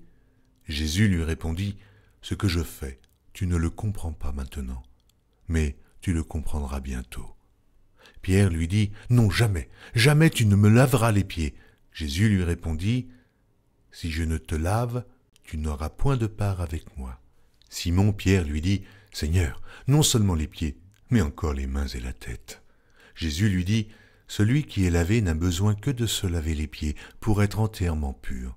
Et vous êtes purs, mais non pas tous. » Car il connaissait celui qui le livrait. C'est pourquoi il dit, « Vous n'êtes pas tous purs. » Après qu'il leur eut lavé les pieds et qu'il eut pris ses vêtements, il se remit à table et leur dit, « Comprenez-vous ce que je vous ai fait? Vous m'appelez Maître et Seigneur, et vous dites bien, car je le suis. Si donc je vous ai lavé les pieds, moi, le Seigneur et le Maître, vous devez aussi vous laver les pieds les uns aux autres, car je vous ai donné un exemple, afin que vous fassiez comme je vous ai fait. En vérité, je vous le dis, le serviteur n'est pas plus grand que son Seigneur, ni l'apôtre plus grand que celui qui l'a envoyé. Si vous savez ces choses, vous êtes heureux, pourvu que vous les pratiquiez. Ce n'est pas de vous tous que je parle, je connais ceux que j'ai choisis. Mais il faut que l'Écriture s'accomplisse. Celui qui mange avec moi le pain a levé son talon contre moi. Dès à présent, je vous le dis, avant que la chose arrive, afin que, lorsqu'elle arrivera, vous croyiez à ce que je suis. En vérité, je vous le dis, celui qui reçoit celui que j'aurai envoyé me reçoit, et celui qui me reçoit, reçoit celui qui m'a envoyé. » Ayant ainsi parlé, Jésus fut troublé en son esprit, et il dit expressément, « En vérité, je vous le dis, l'un de vous me livrera. » Les disciples se regardaient les uns les autres, ne sachant de qui ils parlaient. Un des disciples, celui que Jésus aimait, était couché sur le sein de Jésus. Simon, Pierre, lui fit signe de demander qui était celui dont parlait Jésus. Et ce disciple, s'étant penché sur la poitrine de Jésus, lui dit, « Seigneur, qui est-ce » Jésus répondit, « C'est celui à qui je donnerai le morceau trempé. » Et, ayant trempé le morceau, il le donna à Judas, fils de Simon l'Iscario. Dès que le morceau fut donné, Satan entra dans Judas. Jésus lui dit, « Ce que tu fais, fais-le promptement. » Mais aucun de ceux qui étaient à table ne comprit pourquoi il lui disait cela, car quelques-uns pensaient que, comme Judas avait la bourse, Jésus voulait lui dire « Achète ce dont nous avons besoin pour la fête », ou qu'il lui commandait de donner quelque chose aux pauvres. Judas, ayant pris le morceau, se hâta de sortir. Il était nuit. Lorsque Judas fut sorti, Jésus dit « Maintenant, le Fils de l'homme a été glorifié, et Dieu a été glorifié en lui. Si Dieu a été glorifié en lui, Dieu aussi le glorifiera en lui-même, et il se glorifiera bientôt. Mes petits enfants, je suis pour peu de temps encore avec vous. Vous me chercherez et, comme j'ai dit aux Juifs, vous ne pouvez venir où je vais. Je vous le dis aussi maintenant. Je vous donne un commandement nouveau. Aimez-vous les uns les autres comme je vous ai aimés. Vous aussi, aimez-vous les uns les autres. À ceci, tous connaîtront que vous êtes mes disciples, si vous avez de l'amour les uns pour les autres. » Simon Pierre lui dit, « Seigneur, où vas-tu » Jésus répondit, « Tu ne peux pas maintenant me suivre où je vais, mais tu me suivras plus tard. » « Seigneur, lui dit Pierre, pourquoi ne puis-je pas te suivre maintenant? Je donnerai ma vie pour toi. » Jésus répondit, « Tu donneras ta vie pour moi. En vérité, je te le dis, le coq ne chantera pas que tu ne m'aies renié 3 fois. » Jean, chapitre 14. Que votre cœur ne se trouble point. Croyez en Dieu et croyez en moi. Il y a plusieurs demeures dans la maison de mon Père. Si cela n'était pas, je vous l'aurais dit, je vais vous préparer une place. Et lorsque je m'en serai allé et que je vous aurai préparé une place, je reviendrai, et je vous prendrai avec moi, afin que là où je suis, vous y soyez aussi. Vous savez où je vais, et vous en savez le chemin. Thomas lui dit, « Seigneur, nous ne savons où tu vas. Comment pouvons-nous en savoir le chemin ?» Jésus lui dit, « Je suis le chemin, la vérité et la vie. Nul ne vient au Père que par moi. Si vous me connaissiez, vous connaîtriez aussi mon Père, et dès maintenant vous le connaissez, et vous l'avez vu. » Philippe lui dit, « Seigneur, montre-nous le Père, et cela nous suffit. » Jésus lui dit, « Il y a si longtemps que je suis avec vous, et tu ne m'as pas connu, Philippe. Celui qui m'a vu a vu le Père. Comment dis-tu, montre-nous le Père? Ne crois-tu pas que je suis dans le Père, et que le Père est en moi? Les paroles que je vous dis, je ne les dis pas de moi-même, et le Père qui demeure en moi, c'est lui qui fait les œuvres. Croyez-moi, je suis dans le Père, et le Père est en moi. Croyez du moins à cause de ses œuvres. En vérité, je vous le dis, celui qui croit en moi fera aussi les œuvres que je fais, et il en fera de plus grandes, parce que je m'en vais au Père. Et tout ce que vous demanderez en mon nom, je le ferai, afin que le Père soit glorifié par le Fils. Si vous demandez quelque chose en mon nom, je le ferai. Si vous m'aimez, gardez mes commandements. Et moi je prierai le Père, et il vous donnera un autre consolateur, afin qu'il demeure éternellement avec vous, l'Esprit de vérité, que le monde ne peut recevoir, parce qu'il ne le voit point et ne le connaît point, mais vous le connaissez, car il demeure avec vous, et il sera en vous. Je ne vous laisserai pas orphelin, je viendrai à vous. Encore un peu de temps, et le monde ne me verra plus, mais vous me verrez, car je vis, et vous vivrez aussi. En ce jour-là, vous connaîtrez que je suis en mon Père, que vous êtes en moi, et que je suis en vous. Celui qui a mes commandements et qui les garde, c'est celui qui m'aime. Et celui qui m'aime sera aimé de mon Père. Je l'aimerai et je me ferai connaître à lui. Jude, non pas l'Iscario, lui dit, « Seigneur, d'où vient que tu te feras connaître à nous et non au monde ?» Jésus lui répondit, « Si quelqu'un m'aime, il gardera ma parole, et mon Père l'aimera. Nous viendrons à lui, et nous ferons notre demeure chez lui. Celui qui ne m'aime pas ne garde point mes paroles. Et la parole que vous entendez, ce n'est pas de moi, mais du Père qui m'a envoyé. Je vous ai dit ces choses pendant que je demeure avec vous. Mais le Consolateur, l'Esprit Saint, que le Père enverra en mon nom, vous enseignera toutes choses et vous rappellera tout ce que je vous ai dit. Je vous laisse ma paix. Je vous donne ma paix. Je ne vous donne pas comme le monde donne, que votre cœur ne se trouble point et ne s'alarme point. Vous avez entendu que je vous ai dit, je m'en vais et je reviens vers vous. Si vous m'aimiez, vous vous réjouiriez de ce que je vais au Père, car le Père est plus grand que moi. Et maintenant je vous ai dit ces choses avant qu'elles arrivent, afin que, lorsqu'elles arriveront, vous croyiez. Je ne parlerai plus guère avec vous, car le prince du monde vient. Il n'a rien en moi, mais afin que le monde sache que j'aime le Père et que j'agis selon l'ordre que le Père m'a donné, levez-vous, partons d'ici. Jean, chapitre 15. Je suis le vrai cep et mon Père est le vigneron. Tout sarment qui est en moi, qui ne porte pas de fruit, il le retranche, et tout sarment qui porte du fruit, il l'émonde, afin qu'il porte encore plus de fruits. Déjà vous êtes purs, à cause de la parole que je vous ai annoncée. Demeurez en moi, et je demeurerai en vous. Comme le sarment ne peut de lui-même porter du fruit s'il ne demeure attaché au cep, ainsi vous ne le pouvez non plus, si vous ne demeurez en moi. Je suis le cep, et vous êtes les sarments. Celui qui demeure en moi et en qui je demeure porte beaucoup de fruits, car sans moi, vous ne pouvez rien faire. Si quelqu'un ne demeure pas en moi, il est jeté dehors, comme le sarment, et il sèche. Puis on ramasse les sarments, et on les jette au feu, et ils brûlent. Si vous demeurez en moi et que mes paroles demeurent en vous, demandez ce que vous voudrez, et cela vous sera accordé. Si vous portez beaucoup de fruits, c'est ainsi que mon Père sera glorifié, et que vous serez mes disciples.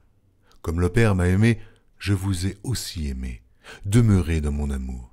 Si vous gardez mes commandements, vous demeurerez dans mon amour, de même que j'ai gardé les commandements de mon Père et que je demeure dans son amour. Je vous ai dit ces choses afin que ma joie soit en vous et que votre joie soit parfaite. Ceci est mon commandement. Aimez-vous les uns les autres comme je vous ai aimés. Il n'y a pas de plus grand amour que de donner sa vie pour ses amis. Vous êtes mes amis, si vous faites ce que je vous commande. Je ne vous appelle plus serviteur, parce que le serviteur ne sait pas ce que fait son maître, mais je vous ai appelé ami parce que je vous ai fait connaître tout ce que j'ai appris de mon Père. Ce n'est pas vous qui m'avez choisi, mais moi je vous ai choisi, et je vous ai établi, afin que vous alliez et que vous portiez du fruit, et que votre fruit demeure, afin que ce que vous demanderez au Père en mon nom, il vous le donne. Ce que je vous commande, c'est de vous aimer les uns les autres. Si le monde vous hait, sachez qu'il m'a haï avant vous. Si vous étiez du monde, le monde aimerait ce qui est à lui. Mais parce que vous n'êtes pas du monde, et que je vous ai choisi du milieu du monde, à cause de cela, le monde vous hait. Souvenez-vous de la parole que je vous ai dite. Le serviteur n'est pas plus grand que son maître. S'ils m'ont persécuté, ils vous persécuteront aussi. S'ils ont gardé ma parole, ils garderont aussi la vôtre.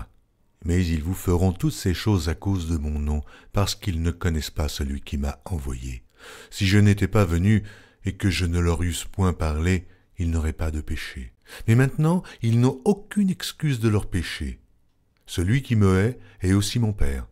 Si je n'avais pas fait parmi eux les œuvres que nul autre n'a faites, ils n'auraient pas de péché. Mais maintenant, ils les ont vus, et ils ont haï moi et mon Père. Mais cela est arrivé afin que s'accomplisse la parole qui est écrite dans leur loi. Ils m'ont haï sans cause.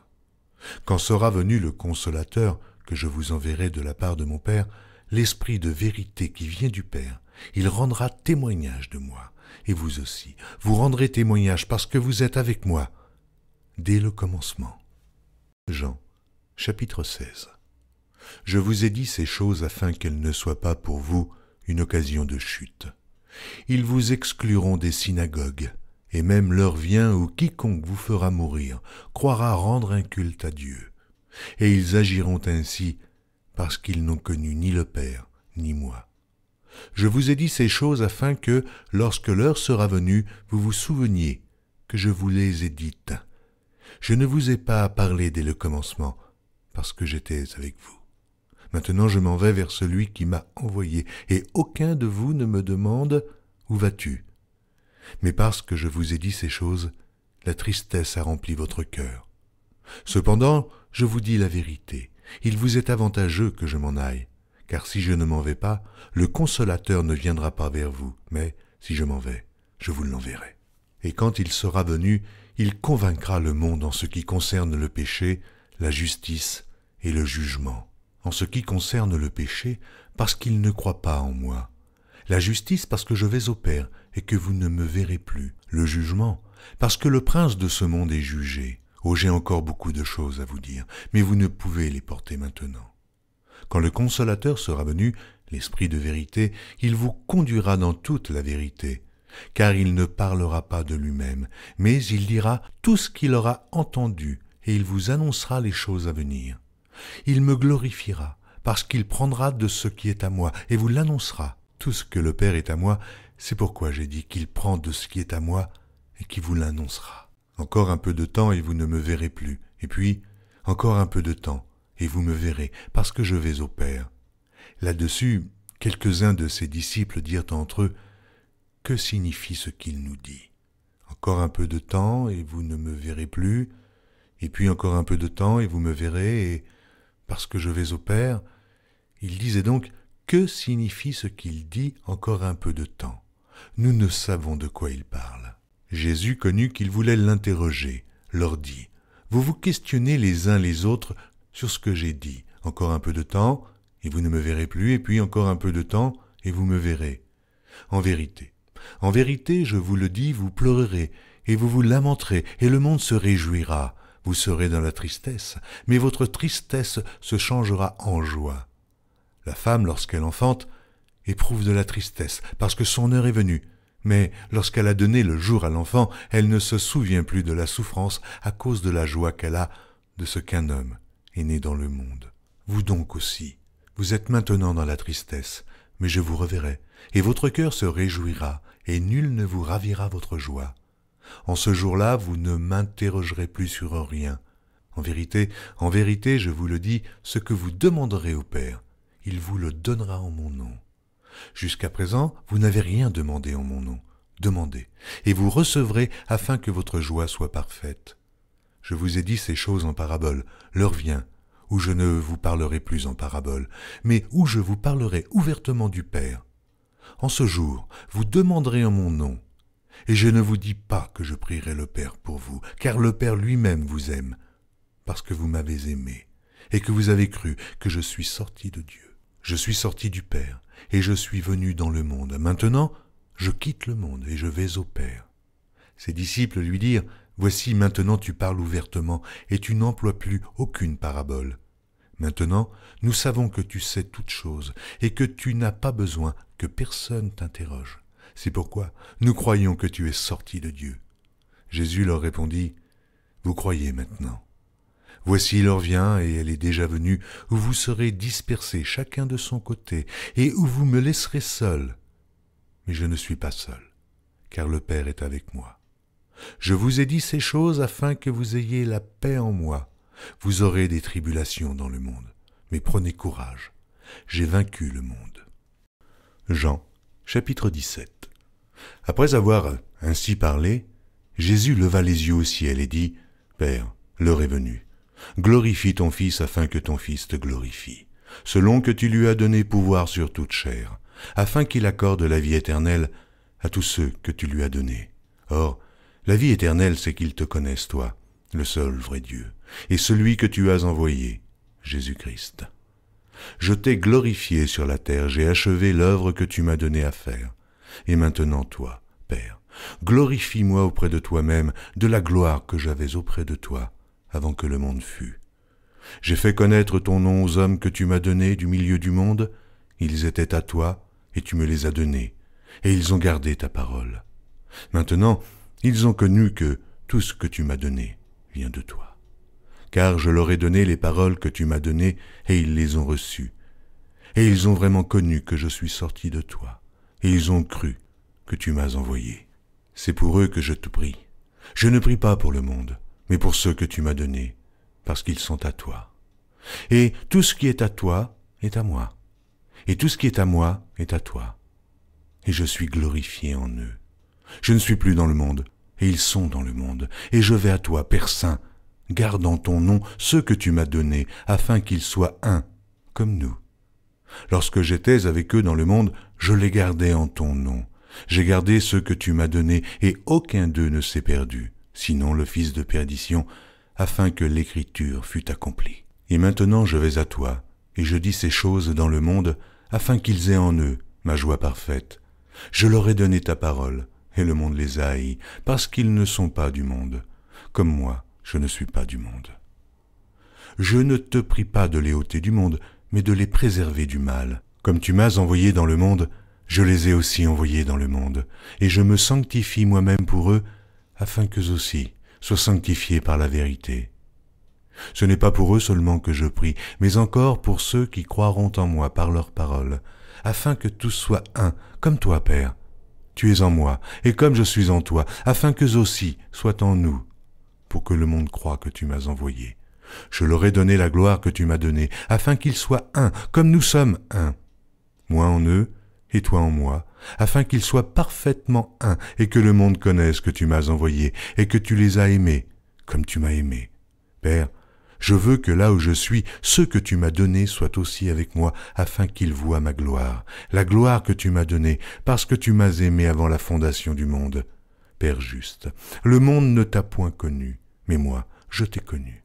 Et ceux-ci ont connu que tu m'as envoyé. Je leur ai fait connaître ton nom, et je leur ferai connaître, afin que l'amour dont tu m'as aimé soit en eux, et que je sois en eux. Chapitre 18. Lorsqu'il eut dit ces choses, Jésus alla avec ses disciples de l'autre côté du torrent du Cédron, où se trouvait un jardin, dans lequel il entra, lui et ses disciples. Judas, qui le livrait, connaissait ce lieu, parce que Jésus et ses disciples s'y étaient souvent réunis. Judas, donc, ayant pris la cohorte et des huissiers qu'envoyèrent les principaux sacrificateurs et les pharisiens, vint là, avec des lanternes, des flambeaux et des armes. Jésus, sachant tout ce qui devait lui arriver, s'avança et leur dit « Qui cherchez-vous » Ils lui répondirent « Jésus de Nazareth ». Jésus leur dit « C'est moi ». Et Judas qui le livrait était avec eux. Lorsque Jésus leur eut dit « C'est moi », ils reculèrent et tombèrent par terre. Il leur demanda de nouveau « Qui cherchez-vous » Et ils dirent « Jésus de Nazareth ». Jésus répondit « Je vous ai dit que c'est moi. Si donc c'est moi que vous cherchez, laissez aller ceci. » Il dit cela afin que s'accomplît la parole qu'il avait dite « Je n'ai perdu aucun de ceux que tu m'as donnés. » Simon Pierre, qui avait une épée, la tira, frappa le serviteur du souverain sacrificateur et lui coupa l'oreille droite. Ce serviteur s'appelait Malchus. Jésus dit à Pierre, « Remets ton épée dans le fourreau. Ne boirai-je pas la coupe que le Père m'a donnée à boire ?» La cohorte, le tribun et les huissiers des Juifs se saisirent alors de Jésus et le lièrent. Ils l'emmenèrent d'abord chez Anne, car il était le beau-père de Caïphe, qui était souverain sacrificateur cette année-là. Et Caïphe était celui qui avait donné ce conseil aux Juifs, « Il est avantageux qu'un seul homme meure pour le peuple. » Simon Pierre, avec un autre disciple, suivait Jésus. Ce disciple était connu du souverain sacrificateur, et il entra avec Jésus dans la cour du souverain sacrificateur. Mais Pierre resta dehors, près de la porte. L'autre disciple, qui était connu du souverain sacrificateur, sortit, parla à la portière et fit entrer Pierre. Alors la servante, la portière, dit à Pierre, « Toi aussi, n'es-tu pas des disciples de cet homme ?» Il dit, « Je n'en suis point. » Les serviteurs et les huissiers qui étaient là avaient allumé un brasier, car il faisait froid, et ils se chauffaient. Pierre se tenait avec eux et se chauffait. Le souverain sacrificateur interrogea Jésus sur ses disciples et sur sa doctrine. Jésus lui répondit, « J'ai parlé ouvertement au monde, j'ai toujours enseigné dans la synagogue et dans le temple, où tous les Juifs s'assemblent, et je n'ai rien dit en secret. Pourquoi m'interroges-tu? Interroge ceux qui m'ont entendu. Voici, ceux-là savent ce que je dis. » À ces mots, un des huissiers qui se trouvait là donna un soufflet à Jésus en disant « Est-ce ainsi que tu réponds au souverain sacrificateur ?» Jésus lui dit « Si j'ai mal parlé, fais voir ce que j'ai dit de mal. Et si j'ai bien parlé, pourquoi me frappes-tu » Anne l'envoya lié à Caïphe, le souverain sacrificateur. Simon-Pierre était là et se chauffait. On lui dit « Toi aussi, n'es-tu pas de ses disciples ?» Il le nia et dit « Je n'en suis point. » Un des serviteurs du souverain sacrificateur, parent de celui à qui Pierre avait coupé l'oreille, dit « Ne t'ai-je pas vu avec lui dans le jardin ?» Pierre le nia de nouveau, et aussitôt le coq chanta. Ils conduisirent Jésus de chez Caïphe au prétoire, c'était le matin. Ils n'entrèrent point eux-mêmes dans le prétoire, afin de ne pas se souiller et de pouvoir manger la Pâque. Pilate sortit donc pour aller à eux, et il dit « Quelle accusation portez-vous contre cet homme ?»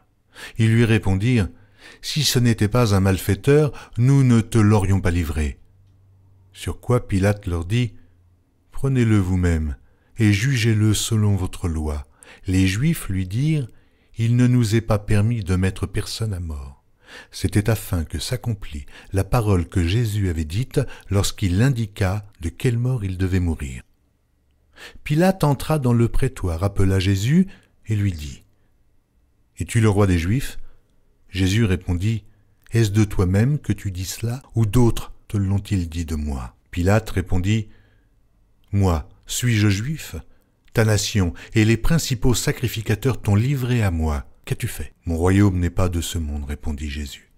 Si mon royaume était de ce monde, mes serviteurs auraient combattu pour moi, afin que je ne fusse pas livré aux Juifs.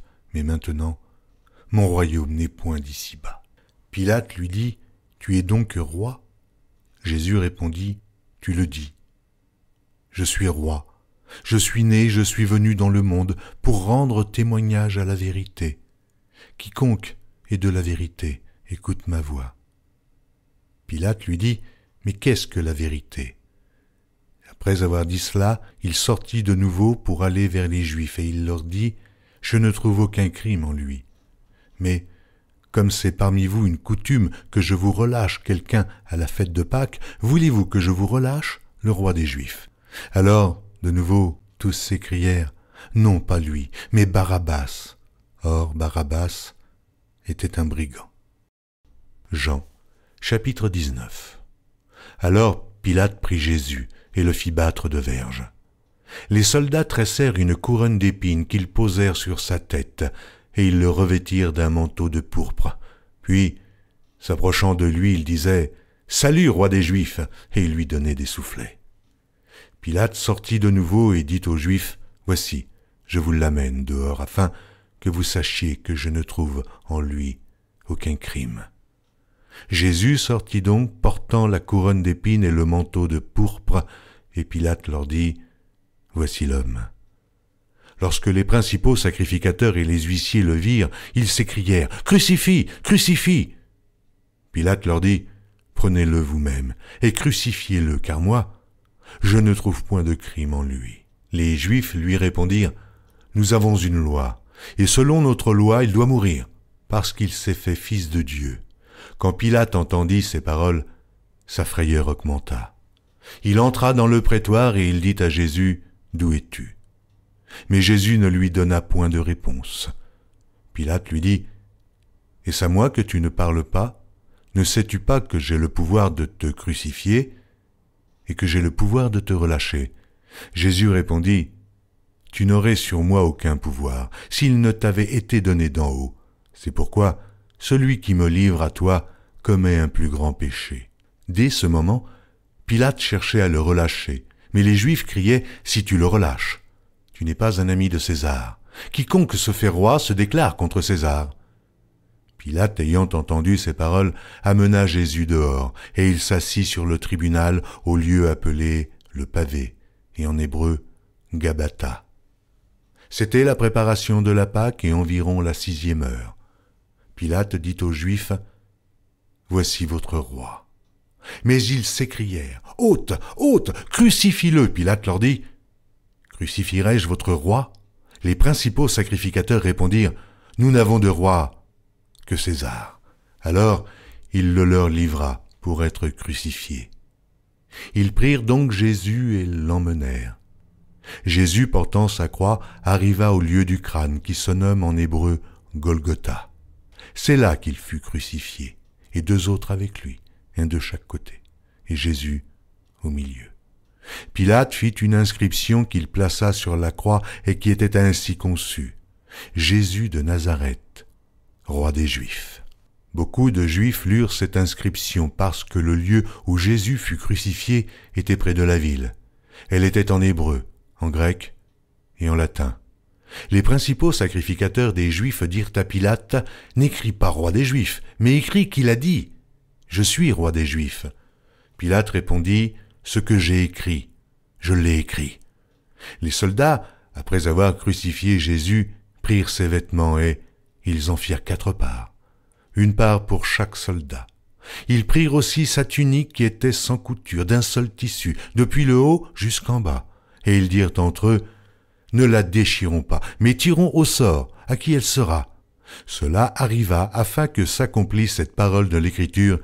Ils se sont partagés mes vêtements, et ils ont tiré au sort ma tunique. Voilà ce que firent les soldats.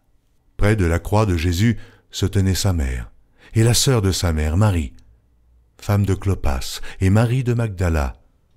Jésus, voyant sa mère et auprès d'elle le disciple qu'il aimait, dit à sa mère, « Femme, voilà ton fils. » Puis il dit au disciple, « Voilà ta mère. » Et dès ce moment, le disciple la prit chez lui. Après cela, Jésus, qui savait que tout était déjà consommé, dit, afin que l'écriture fût accomplie, « J'ai soif. » Il y avait là un vase plein de vinaigre. Les soldats en remplirent une éponge et, l'ayant fixée à une branche d'hysope, ils l'approchèrent de sa bouche. Quand Jésus eut pris le vinaigre, il dit, « Tout est accompli. » Et baissant la tête, il rendit l'esprit. Dans la crainte que les cornes restassent sur la croix pendant le Shabbat, car c'était la préparation et ce jour de Shabbat était un grand jour, les Juifs demandèrent à Pilate qu'on rompît les jambes au crucifié et qu'on les enlevât.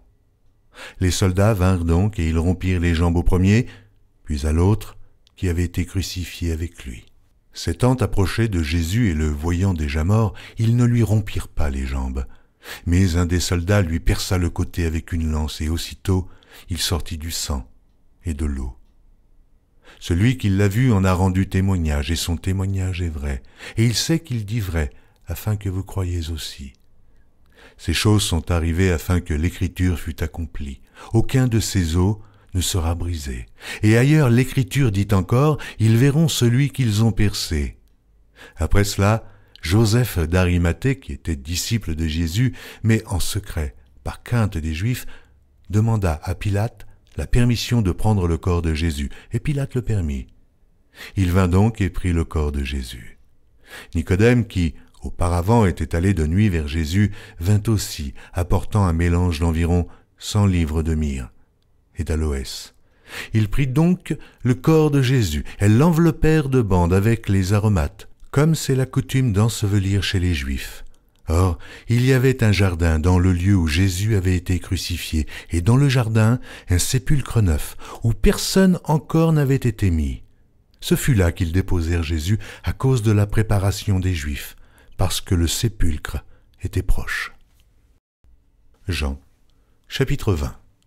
Le premier jour de la semaine, Marie de Magdala se rendit au sépulcre dès le matin, comme il faisait encore obscur, et elle vit que la pierre était ôtée du sépulcre.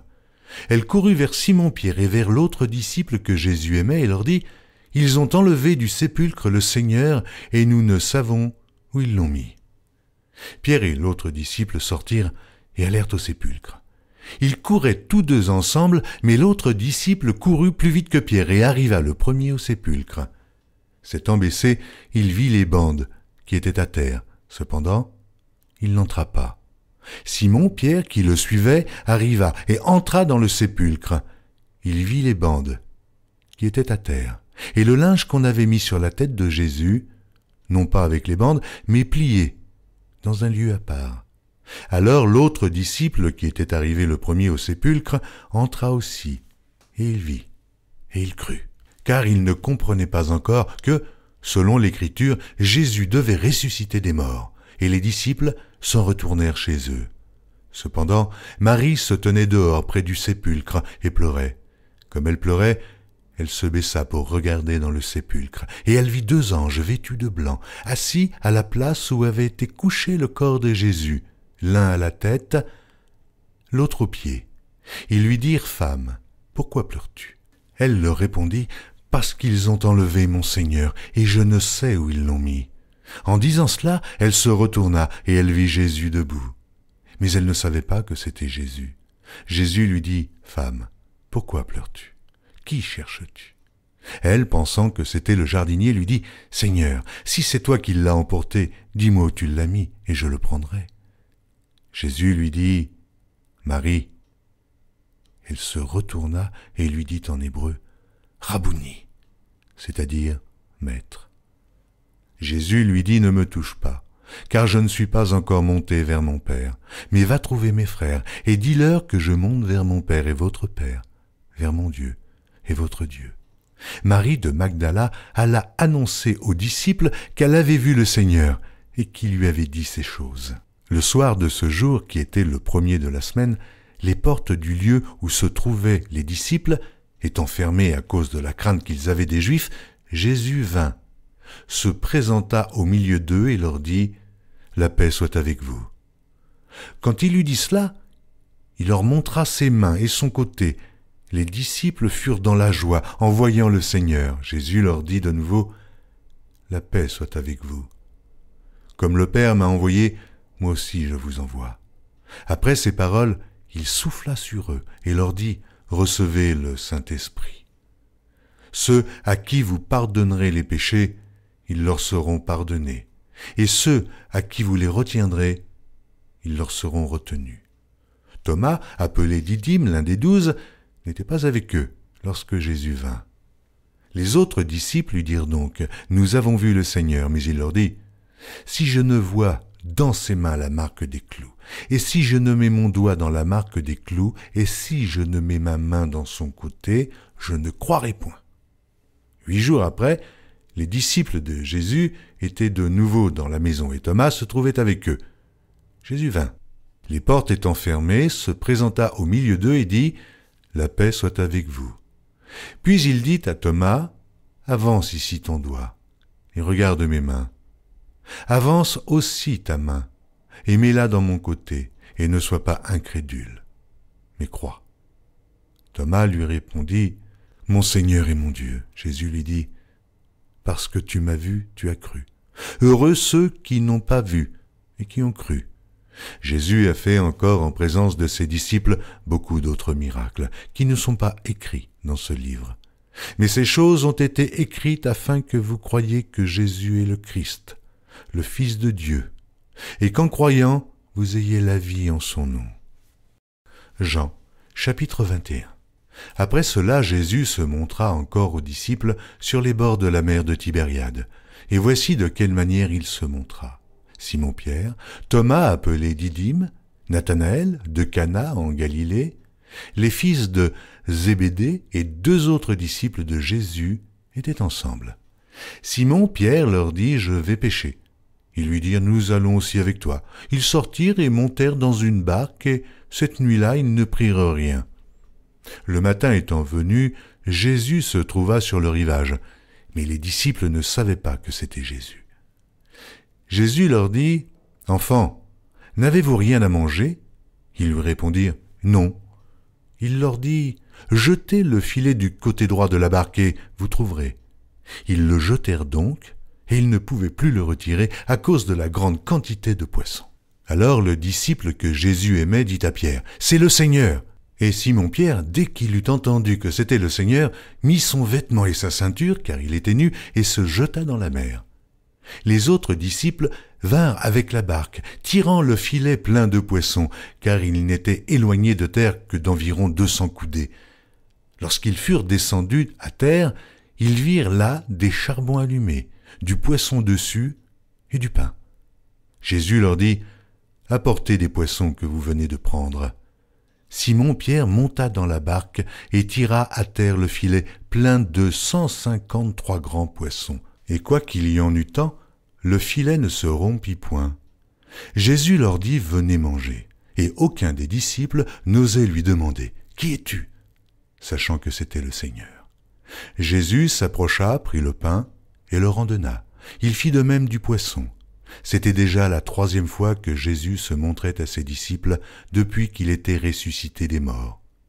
Après qu'ils eurent mangé, Jésus dit à Simon-Pierre, « Simon, fils de Jonas, m'aimes-tu plus que ne m'aime ceux-ci » Il lui répondit, « Oui, Seigneur, tu sais que je t'aime. » Jésus lui dit, « Paie mes agneaux. » Il lui dit une seconde fois, « Simon, fils de Jonas, m'aimes-tu » Pierre lui répondit, « Oui, Seigneur, tu sais que je t'aime. » Jésus lui dit, « Paie mes brebis. » Il lui dit pour la 3e fois, « Simon, fils de Jonas, m'aimes-tu » Pierre fut attristé de ce qu'il lui avait dit pour la 3e fois, « M'aimes-tu » Et il lui répondit, « Seigneur, tu sais toutes choses, tu sais que je t'aime. » Jésus lui dit, « Paie mes brebis.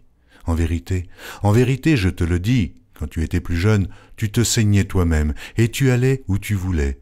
Mais quand tu seras vieux, tu étendras tes mains, et un autre te ceindra, et te mènera où tu ne voudras pas. » Il dit cela pour indiquer par quelle mort Pierre glorifierait Dieu, et ayant ainsi parlé, il lui dit, « Suis-moi. » Pierre, s'étant retourné, fit venir après eux le disciple que Jésus aimait, celui qui, pendant le souper, s'était penché sur la poitrine de Jésus et avait dit, « Seigneur, qui est celui qui te livre ?» En le voyant, Pierre dit à Jésus, « Et celui-ci, Seigneur, que lui arrivera-t-il » Jésus lui dit, « Si je veux qu'il demeure jusqu'à ce que je vienne, que t'importe? Toi, suis-moi. » Là-dessus, le bruit courut parmi les frères que ce disciple ne mourrait point. Cependant, Jésus n'avait pas dit à Pierre qu'il ne mourrait point, mais « Si je veux qu'il demeure jusqu'à ce que je vienne, que t'importe ?» C'est ce disciple qui rend témoignage de ces choses et qui les a écrites, et nous savons que son témoignage est vrai. Jésus a fait encore beaucoup d'autres choses. Si on les écrivait en détail, je ne pense pas que le monde même pût contenir les livres qu'on écrirait.